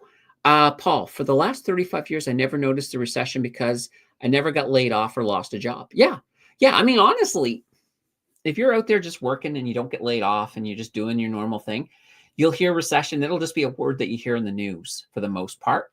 So yeah, a lot of people don't get really that impacted. Now, investors, yeah, we get impacted by the bear and bull cycles, but yeah, absolutely. And King of Day is saying, don't sell out completely. All right. And Missy says, thank you, Candace. Oh, you're welcome. I'm always gonna give you the best lowdown I can give you. That's for sure. All right. Let's see. All right, we're going to skip over here to Lisa. Oh boy, we're getting behind. Let's see. I will be receiving a significant lump sum that was part of my retirement package in a few weeks. I want to invest a good portion of it into VFV. I plan to hold for at least 7 to 10 years. Should I DCA? Well, DCAing is always nice. But if the market stays strong for the next year, DCAing may not be the best way to go. I always look at it this way. Time in the market it's more valuable than timing the market. And DCA is a timing the market strategy. It's a good strategy for long-term investing. Like if you have a constant supply, like you're planning to add so much every so often. But I would go all in personally. Let's see. And not sure with the price of well, you know what? I mean, I would say that I would go all in, but I mean, if you're really uncertain, you could DCA a little bit. Like you could even do something as simple as okay, well, I'll put in, maybe you'll do 10% a month over the next 10 months to see if you get a big significant market correction. But chances are, if you don't, you'll be like, I should have just went all in, but you'll never know. Like you never know ahead of time. For all we know, the entire market could go completely to the, I don't want to say to the moon, the other way. The entire market could crash big time tomorrow. It could. It's not outside of the realm of possibilities. Is it likely? No. But is it possible? Yeah, sure. Anything is possible. And no matter who you're talking to, whether you're talking to me, whether you're talking to any person at all who's, in this sector, in this niche, we'll use that as a better word. None of us know what's going to happen. We can give you our best probabilities, but that's all we have is probabilities. And even if the probability is 99% that everything is going to be great tomorrow, well, you know what? Sometimes you roll a 100-sided die and one comes up. It does happen. And, that can happen. So it's just something to keep in mind. And plus, keep in mind, right now, I think we're in a point in time where black swan events are more likely than they have been in a while. So that is something to keep in mind. So if you're sitting on it and you're thinking, all right, well, I might DCA, or I might just drop it all in as a lump sum. You might even want to think about, okay, well, what if we get a black swan event over the next month or so? We probably will get maybe one or two. You might get a nice little buy-in point. So you could always maybe put a little bit in and then see if you do get it. But it's really up to you how you want to do it. But I think all of them, when you look at it from, let's say, 10 years down the road, wherever you get in, over the next little while, it's all going to look pretty far down the hill. So I think you'll be still happy on that longer time frame. All right, Jay says, cash ETF gets affected when the correction comes. Which correction are we talking about? I'm just curious to know. Let's see. Cash only gets impacted by rate cuts or raises by the Bank of Canada. Yeah, for the most part. I mean, right now, I think I haven't looked lately, but I mean, I haven't moved out of cash yet because it was still giving me close to 5%. As long as it gives me close to 5%, I'm like, fine. I heard that it was going to go down though, but I haven't seen it yet. As soon as I see it, I'll be like, all right, I'll see if there's another one. But I mean, if one of them goes down, I imagine most of them will go down all at the same time. Let's see. So that's what you'll pay attention to. You can also look at split from Brompton or pre-quadrupus. Okay, let's see here. SCHD versus DGROW, GGRW versus, good question. Let's see. I've got both VFE and SCHD about equal weighting.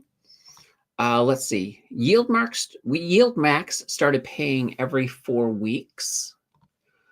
Elephant in the room. If Trump can cut 1 trillion of 36 trillion debt, I can tip my hat to him.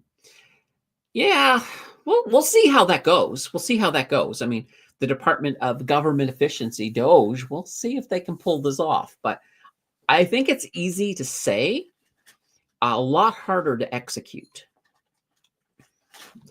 All right, Tizin says, what do you think about Northland Power? Is it a buy? Oh my God, you know what we have not done yet? We have not actually zipped. Now, I did look at Northland the other day, and I know I wasn't super happy with it. All right, quickly, let me go over here to TMX Money.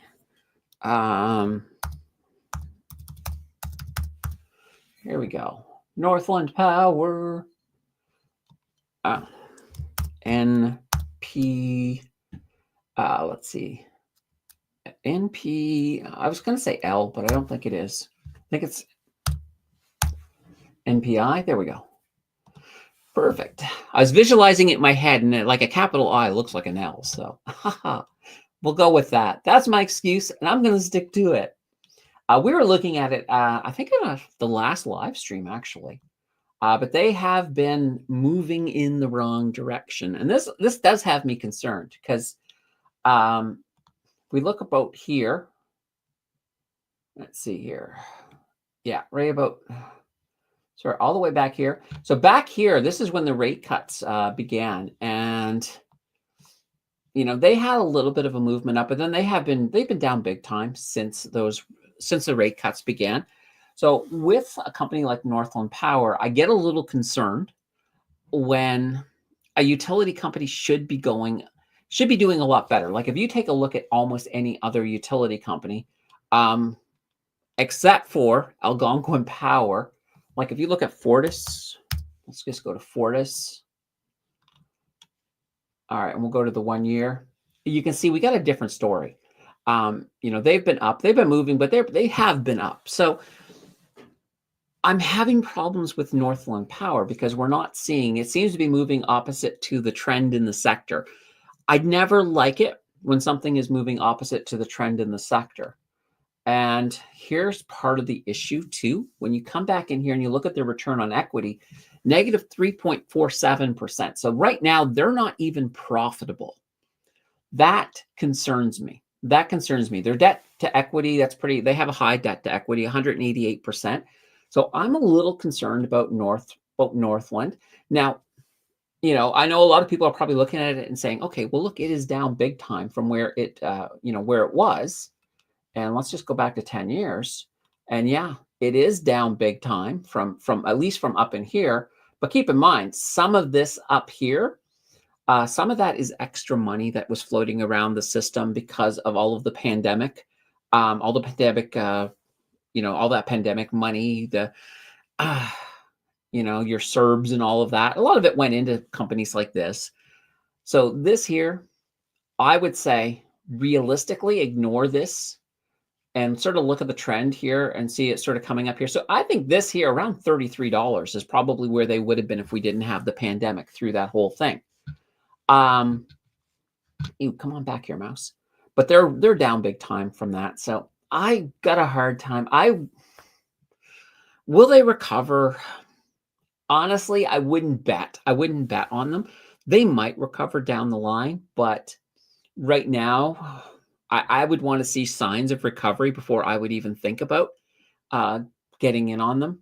And I used to like this. I mean, they had a nice run. Even here, I was okay with them through the bear market. They did fine, but the when the rates went up, it really really hurt them. Now I would have to look deeper into the company. I don't know if it's a situation where they expanded and took on all of that debt, and all of a sudden they're now paying for it.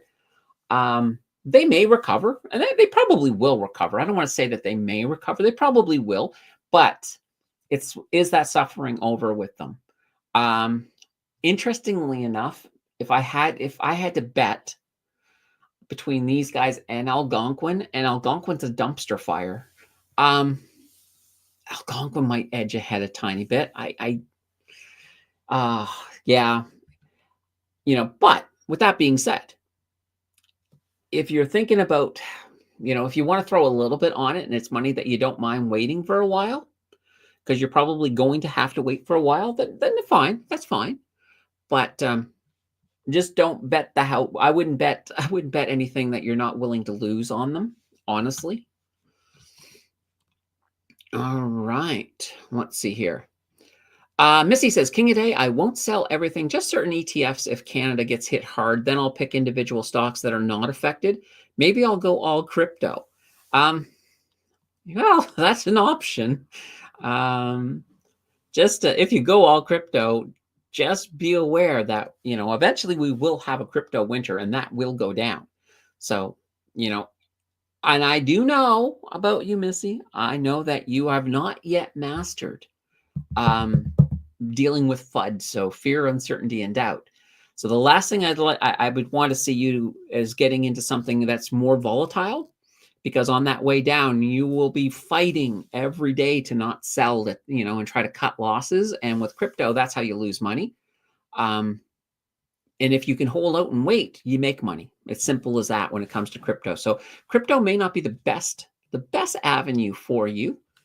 Um, at least if you're going all in. Let's see. Paul says there are DCA and DCA on steroid charts for trading view, but you have to pay for them. They tell you when to buy. Yes, I've heard of that. Let's see. Lisa says, thank you, Candace and JJ. Much appreciated. All right. Bill is throwing in. Another option is to lump sum into something that's very defensive with a decent dividend, then slowly transfer that over to the S&P over 2 years, DCA. Yeah, that's another option as well. I mean, there's no wrong answer. That's a beautiful thing. Well, there's one wrong answer. If somebody says, throw it all into DJT, the Donald Trump stock,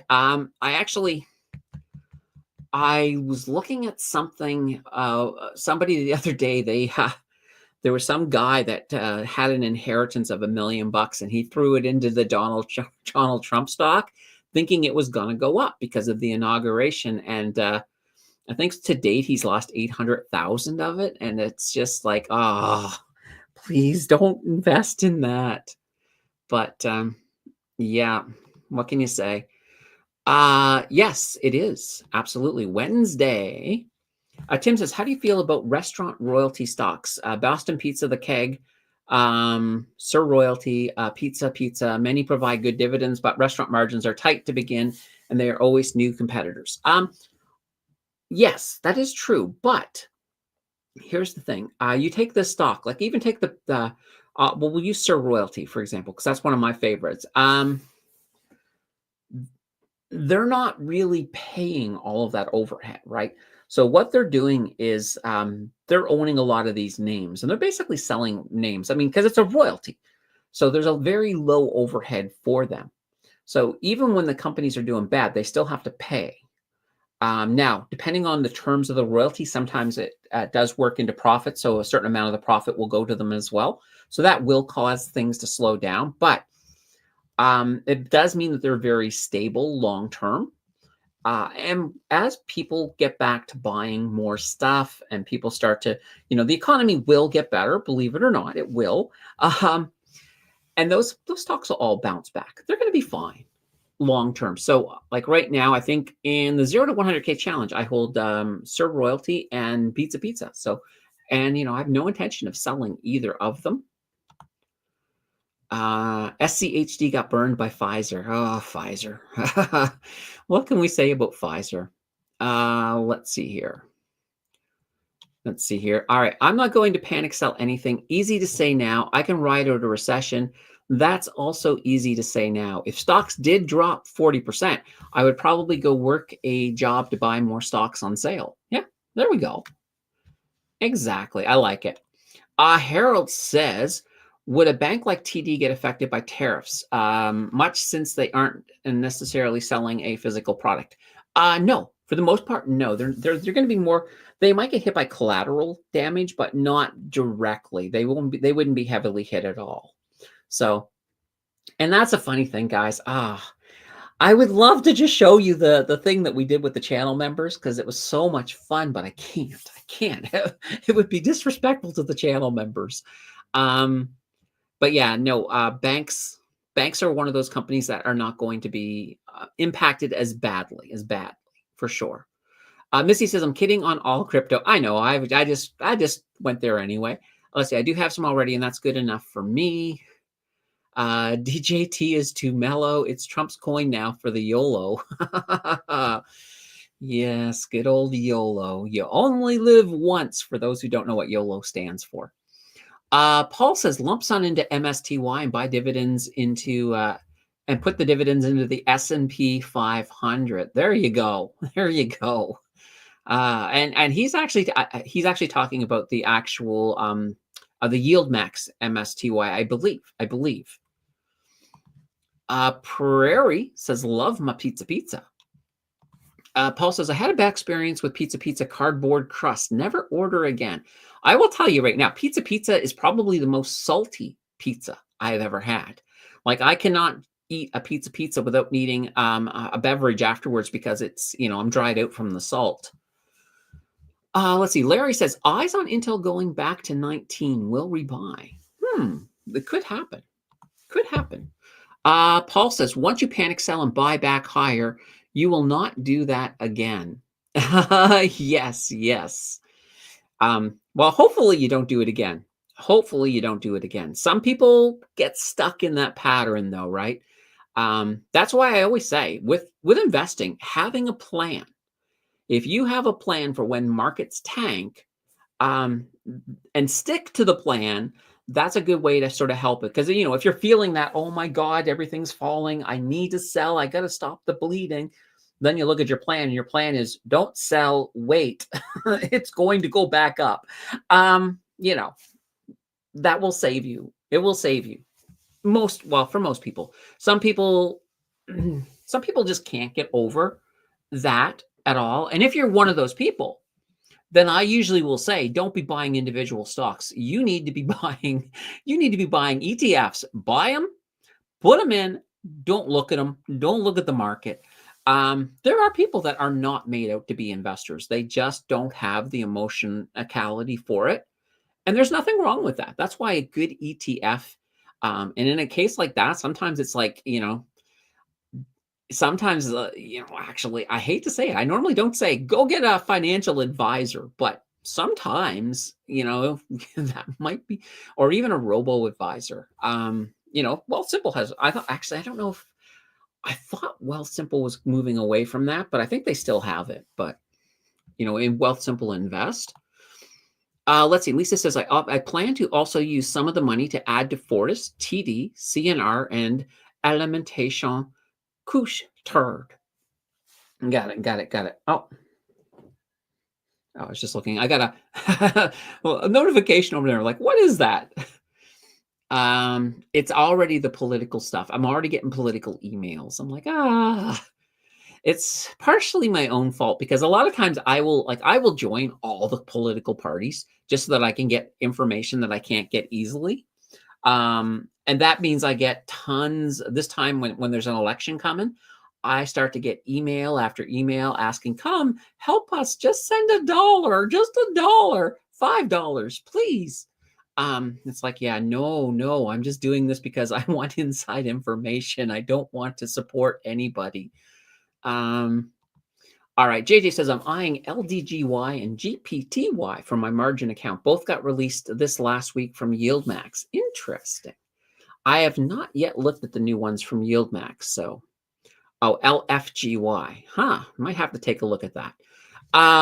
Lisa says, I also have some cash sitting off to the side in HISA. So if I invest the retirement money right away, I have cash at hand in case we see a big correction and buying opportunities arise.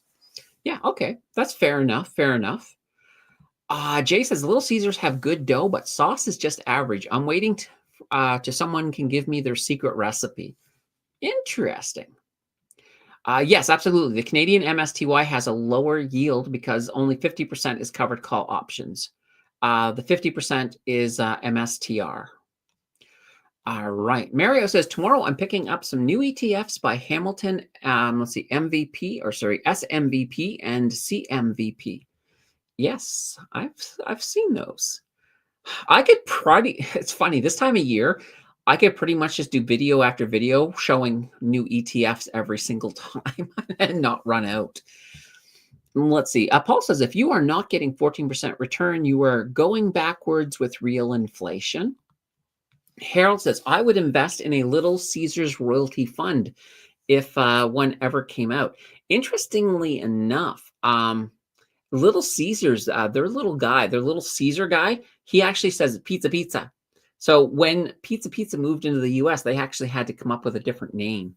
I remember reading about it, but I thought that was kind of funny. Tim says, anyone have an opinion on Labrador iron ore royalty? I like it, but my issue is that they say they only have 20 years left of easy to mine ore or easy to mine iron. After that, the iron will be harder to mine, so yield will be less. So yeah, absolutely. I mean, the problem with something like iron ore, Labrador iron ore royalty in particular, is that that dividend, it's very much a floating dividend. Like it changes a lot. I have actually seen one quarter where it was up way up above $2. It was really good. I remember I jumped in and I actually did a little bit of dividend capture on that one. I do like them overall, but yeah, it really depends on a couple of things, not just availability of iron ore, how much demand for iron ore there is. So, and that's one of those things you have to kind of play that one by ear, because it will change a lot. And I usually don't worry about 20 years out, like a company like that, where it is very situational, depending on the commodity and such. Those are ones I always watch, and I sort of move in when the environment is right for iron ore. Move out when the environment's not so great. So there will be times when you get a lot better dividends, and those are the times you want to be jumping in on something like a Labrador iron ore, or LIF, I believe is the ticker.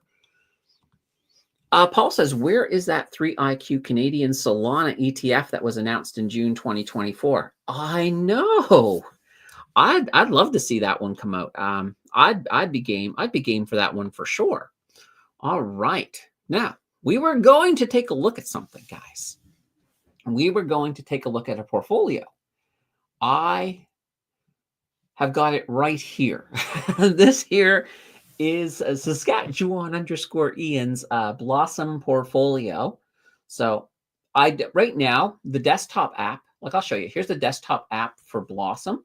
It's in beta and they don't have a lot working yet on it. So I couldn't even look up Ian on here. That will be fantastic when I can, because then I can do this nice and easily. So I basically had to do screenshots and I moved them into, you guessed it, my whiteboard. My whiteboard. But yeah, so here is Ian. We'll take a look here, and you can sort of see we get a little bit of a thing. But you'll notice too, it's all in percentages. Like even when we look at his dividends, you'll see that they're all in percentages. And that's because it does not, like I cannot, no matter what I do, I cannot see how much these are worth financially over on Blossom. Now, Ian can see what his own are worth, but anybody else can't. So it's just kind of that way. So you see everything relatively wise. So we're taking a look here. Here is Ian's portfolio. So he's got a lot of different stuff in here. everything from SPYI. That's actually a US S&P 500 ETF. It uses covered calls though. So Ian definitely likes it. He's well diversified in it. 31.7%. Now I have this rule myself. I will let me grab my pen. Grab a pen here. I have this rule. Like for me, I like to limit. Whoops, what did I do there? I didn't do that. All right, there we go. This should be right. All right. I like to limit myself to 20%. And that for me is basically that's a sector. I like to limit myself to roughly 20% per sector. I don't really worry if I go over it, as long as I don't go above 25. If I go above 25, I try to pull things down. So, for example, right now in my portfolio, I am above my my limit on financials. So I do have to work on pulling that down a little bit. And then I also like to limit about 5%, roughly 5% per any individual stock, or 10% if it is if it holds multiple stuff. So, for example, asset management stocks, things like BAM would be in that 10% area. EIT would be another one because they're investing in other companies. Now, these are just regular stocks. We're not really talking about ETFs per se. ETFs, a lot of times, will fall into that sector feel, or, I'll look at a combination, but I probably should make some hard, fast rules for ETFs. I don't really have hard, fast rules for ETFs. Okay, so looking at this, that's hot. Whoops. You know what? I probably need a thinner. Yeah, all right, here we go. That is a little high, but it is an ETF. So that's, so I'm not really holding it to this. And it is investing in the S&P 500. So that's covering everything. So that's fine. And it is US as well. I know I see here ES is talking about it being US exposure. So yeah, that is Ian's US exposure. So that's fine. All right, and we'll take a look here at, let's take a look at, let's look at the banking sector. Let's look at the banking sector. So in the banking sector, he's got 12.3% here of BNS, so Bank of Nova Scotia. We got 6.6% over here of banks. So that's the Evolve Banking. So that's cool. That gives them exposure to all, including BNS. So it's even more here. Let's see here. Plaza Pow, Div, Enclave, TF. All right, there we go. There we go. So this is his exposure to banking. So it's not that bad. It's not that bad. I mean, 6.6, the 12 point, a little bit heavy on the Bank of Nova Scotia, but depending on when Ian bought into this, when Bank of Nova Scotia was down and they had some really big dividends, that's not that bad of a stop. That's not that bad. So yeah, this is not too shabby at all. I love the Evolve, of course. 6.6%. So you got a pretty good sprinkling. What I would almost be inclined to do, Ian, is, if you get a point where Bank of Nova Scotia has some really puts you nice and deep in the green, maybe just take a little bit of profit off of here. You could even put it in here just to sort of spread it out a little bit. But even if you leave that alone, it's not that bad. It's not that bad. All right, let's take a look at the energy. All right, so I'm just going to change my color here. I will go with purple. All right, so for energy, we got Enbridge here. All right, we got a little bit of, I'm just going to put a line. We got a little bit of exposure to energy in EIT for sure. Let's see here. DIV. All right, so yeah, okay, these are your big energy, and that's not bad. I mean, you're a little bit above that 5. Whoops, sorry. You're a little bit above the 5% up here. You do have a little bit of energy in here. You're definitely well within the 20%. That's not too shabby. Not too shabby. All right. Now, let's see what we got here. Oh, look at this. I missed ENCL. This here is more of our energy. So yeah, once again, this is more of an income play for Ian, of course. That's fine. That's fine. All right, let's take a look at your real estate right now. All right, so all right, so we got Plaza.un, Rio Tint here. All right, Timber Creek Financial, because they're a mortgage investment company. All right, I'm going to include these in here a little bit. EXE, they do manage old, sort of senior care living facilities, but and we got RMAX. I love RMAX. I'm still a big fan of RMAX. Oh, ZWK. There's more bank. That's fine. That's fine. So yeah, this here's fine. You've got a pretty good amount. Like right now, I am expecting 2025. Most analysts believe 2025 is going to be very big for real estate. So if you're going to have a lot of exposure to real estate, this is probably the better time to do it. But keep in mind, and this is what I would suggest here with Ian, is as we get deeper into the year, if we have the big boom that we're expecting in real estate, once it gets to the top, you might want to start pulling a few of these down a little bit. So just knock things down at that point, but not yet. Not yet. The growth is still to come. So I would hold on to those for now. All right. Now let's switch colors again.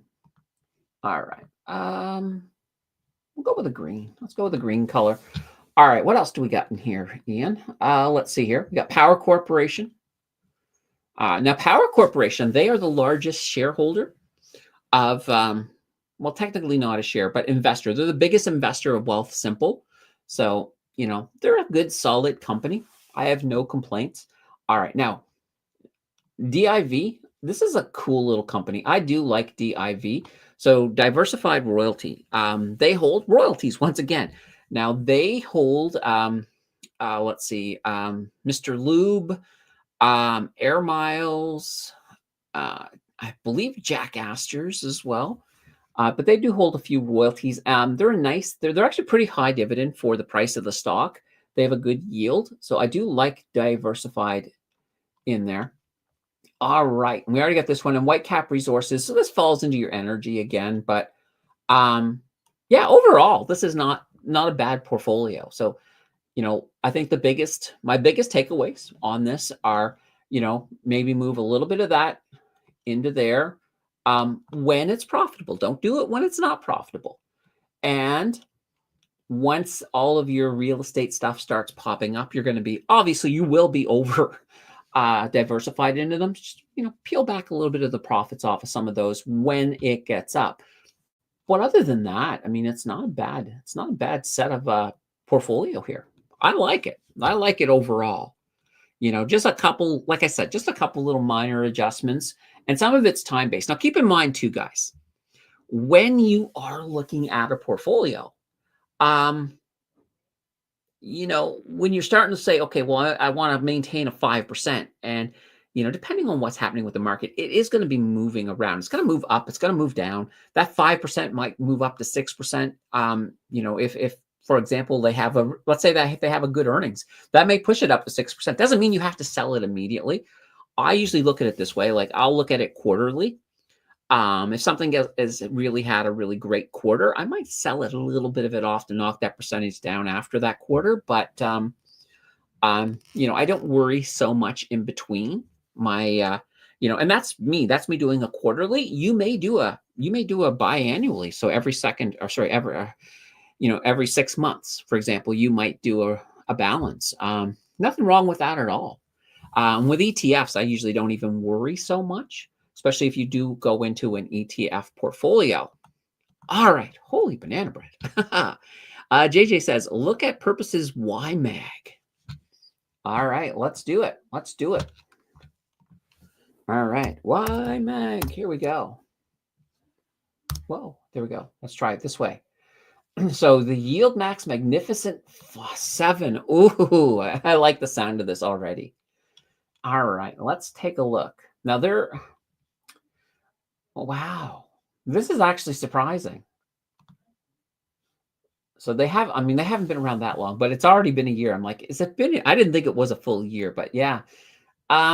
and they've kind of moved down. But what are they doing? What are they doing dividend wise? They get a huge yield. That's part of why. So most of your growth is being turned right back into, well, into your dividends. So your yield, that's a nice yield, not too shabby. But guys, and I will tell you this right away, when you see a yield like this, don't always assume that's exactly what you're getting. I always like to go back and take a quick gander. So for this one here, I'll go into my key data and I'll look and I'll see like if you look, that dividend is all over the place. So right now, that dividend is the last one was 10 cents. And you'll notice here that right here, this is listed as the 10 cents. So the yield is based on this here. But the previous month, you'll see it was 5, meaning that it was half of that yield. So it wasn't a 38% yield. Now, that's roughly, I mean, I don't know what their price was at that time, but you'll see that that dividend moves all the time and that yield is going to move as well. So always just be aware of that you're not always going to get that exact amount every single month. You want to come in and take a look at the history, and that will give you a general idea of what's happening with that dividend, because some funds, now I don't think this would be one of them, but some funds, for example, if they have a lot of quarterly dividend payers in there, some quarters they get bigger payouts, and then you would get a bigger dividend those quarters. So that's always just something to keep in mind. Just pay attention to it. All right. All right, let's see here. Yeah, exactly. That is your U.S. exposure. And Ian, you are a big fan of the banks. ZWK is an American bank ETF. Oh, okay. There we go. Perfect. I knew it was a bank ETF. I didn't realize it was American, but that's cool. Let's see. I'm up on BNS. Actually sold some. I did have more. Okay, fair enough. I did good on ENB. Took a long time, though. Let's see. All right. I'm buying more RMAX with dividends in my RRSP. Cool. Cool.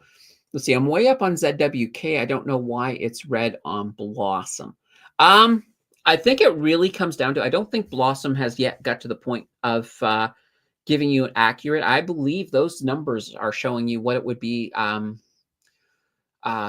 think it's based on the year. I'm not sure. I mean, I've never really paid attention to the Blossom numbers that way. I just like to look at the percentages and look at some of the diversification. That's what I've been using it mostly for. And plus I love going on there and talking, just chatting away. Yeah, exactly. And that's the whole thing. Reverend wants to know if you enjoy Blossom. Ian does like Blossom. It's a quick way to see total gains with dividends. Yeah, it is.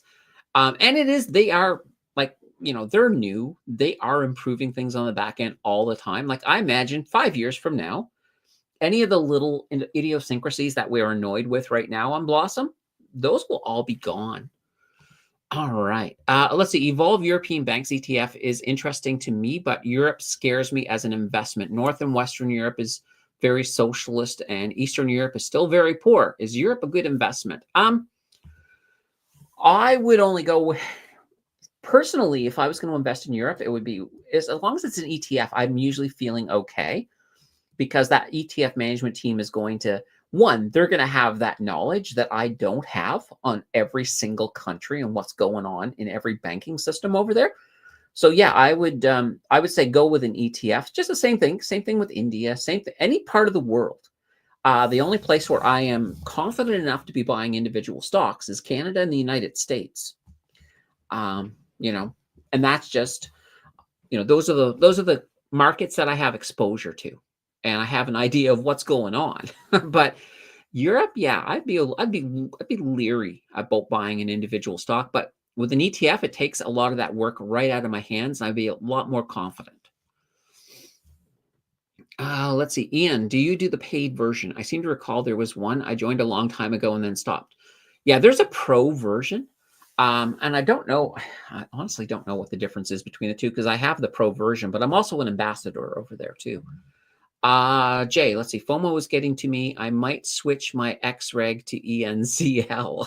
The fear of missing out.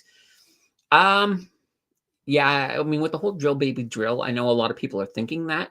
Um, I'm more inclined to keep a nest egg in XEG and maybe add a little bit more to ENCL on the side type thing. But it's up to you. It's up to you. I mean, it could be a good move, especially if oil's going to boom. Being an ENCL would not be a bad place to be at all, especially with that leverage in there pushing you up. Yeah, yeah, you make more money than I will in XEG if we go into a boom. Ian says, I buy and sell as I see fit and don't have a set time. Reverend says, I do recall that European bank ETFs, I forget what it was. Ian says, I pay for Blossom. I get to see gains plus dividends for a total return. Yeah, absolutely. Absolutely. Okay, guys, we are heading towards the end. If you got your last minute questions, get them in. Get them in right now before time runs out. Holy banana bread. We're at like 2 hours and 20 minutes. This is a long one. This is a long one. And you know what? Nobody has made me go into the bomb. So JJ, you let me down. You let me down, JJ. But that's fine. That's fine.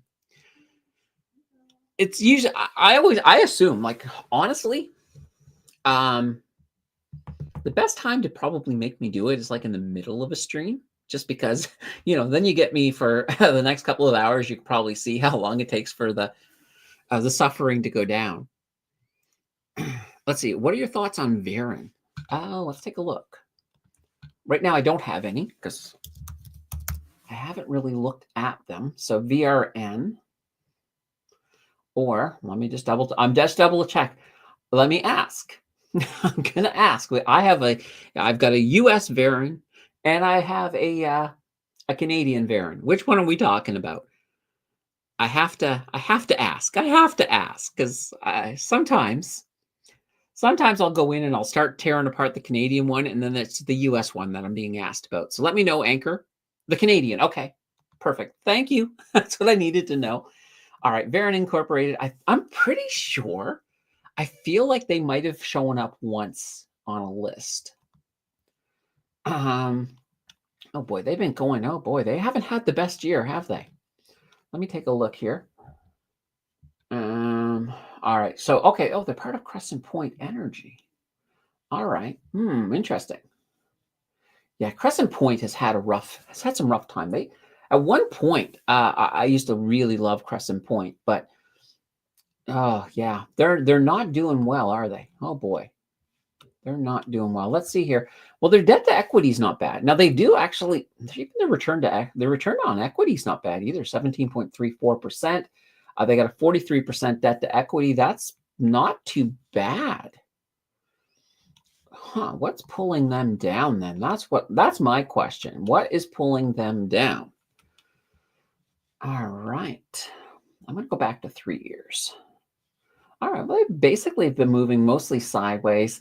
It might be too, like they've got, like, let's take a look here. That's a pretty high dividend, 6.069% quarterly for a small company. That might be part of what's sort of hampering them down a little bit, is that dividend. That dividend's pretty high. If I was advising this company, I'd be like, cut your dividend, and nobody wants to hear that because you cut your dividend and you do lose investors. It's simple as that. Some investors are like, I'm out of here.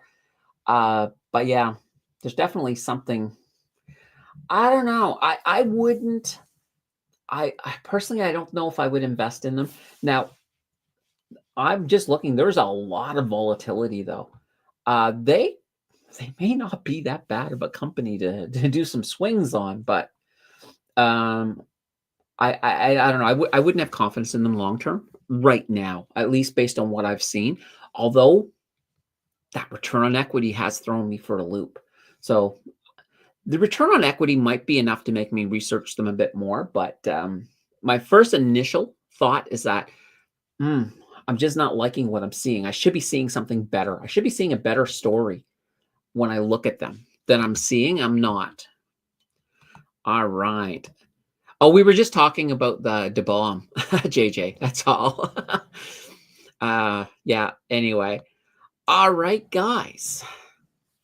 This has been another fantastic show. You guys absolutely rock. We will be back on Wednesday for the market close. I have a feeling it's going to be a absolute banger because it gives Donald Trump a few days to to crank up some interesting news to bring to that. Yeah. So until then, guys, enjoy the rest of your weekend. We'll see you on Wednesday, and don't forget we do have that the harvest ETF video coming, dropping on Tuesday. So until then, everyone, take care. Enjoy the rest of your weekend. Bye, everybody.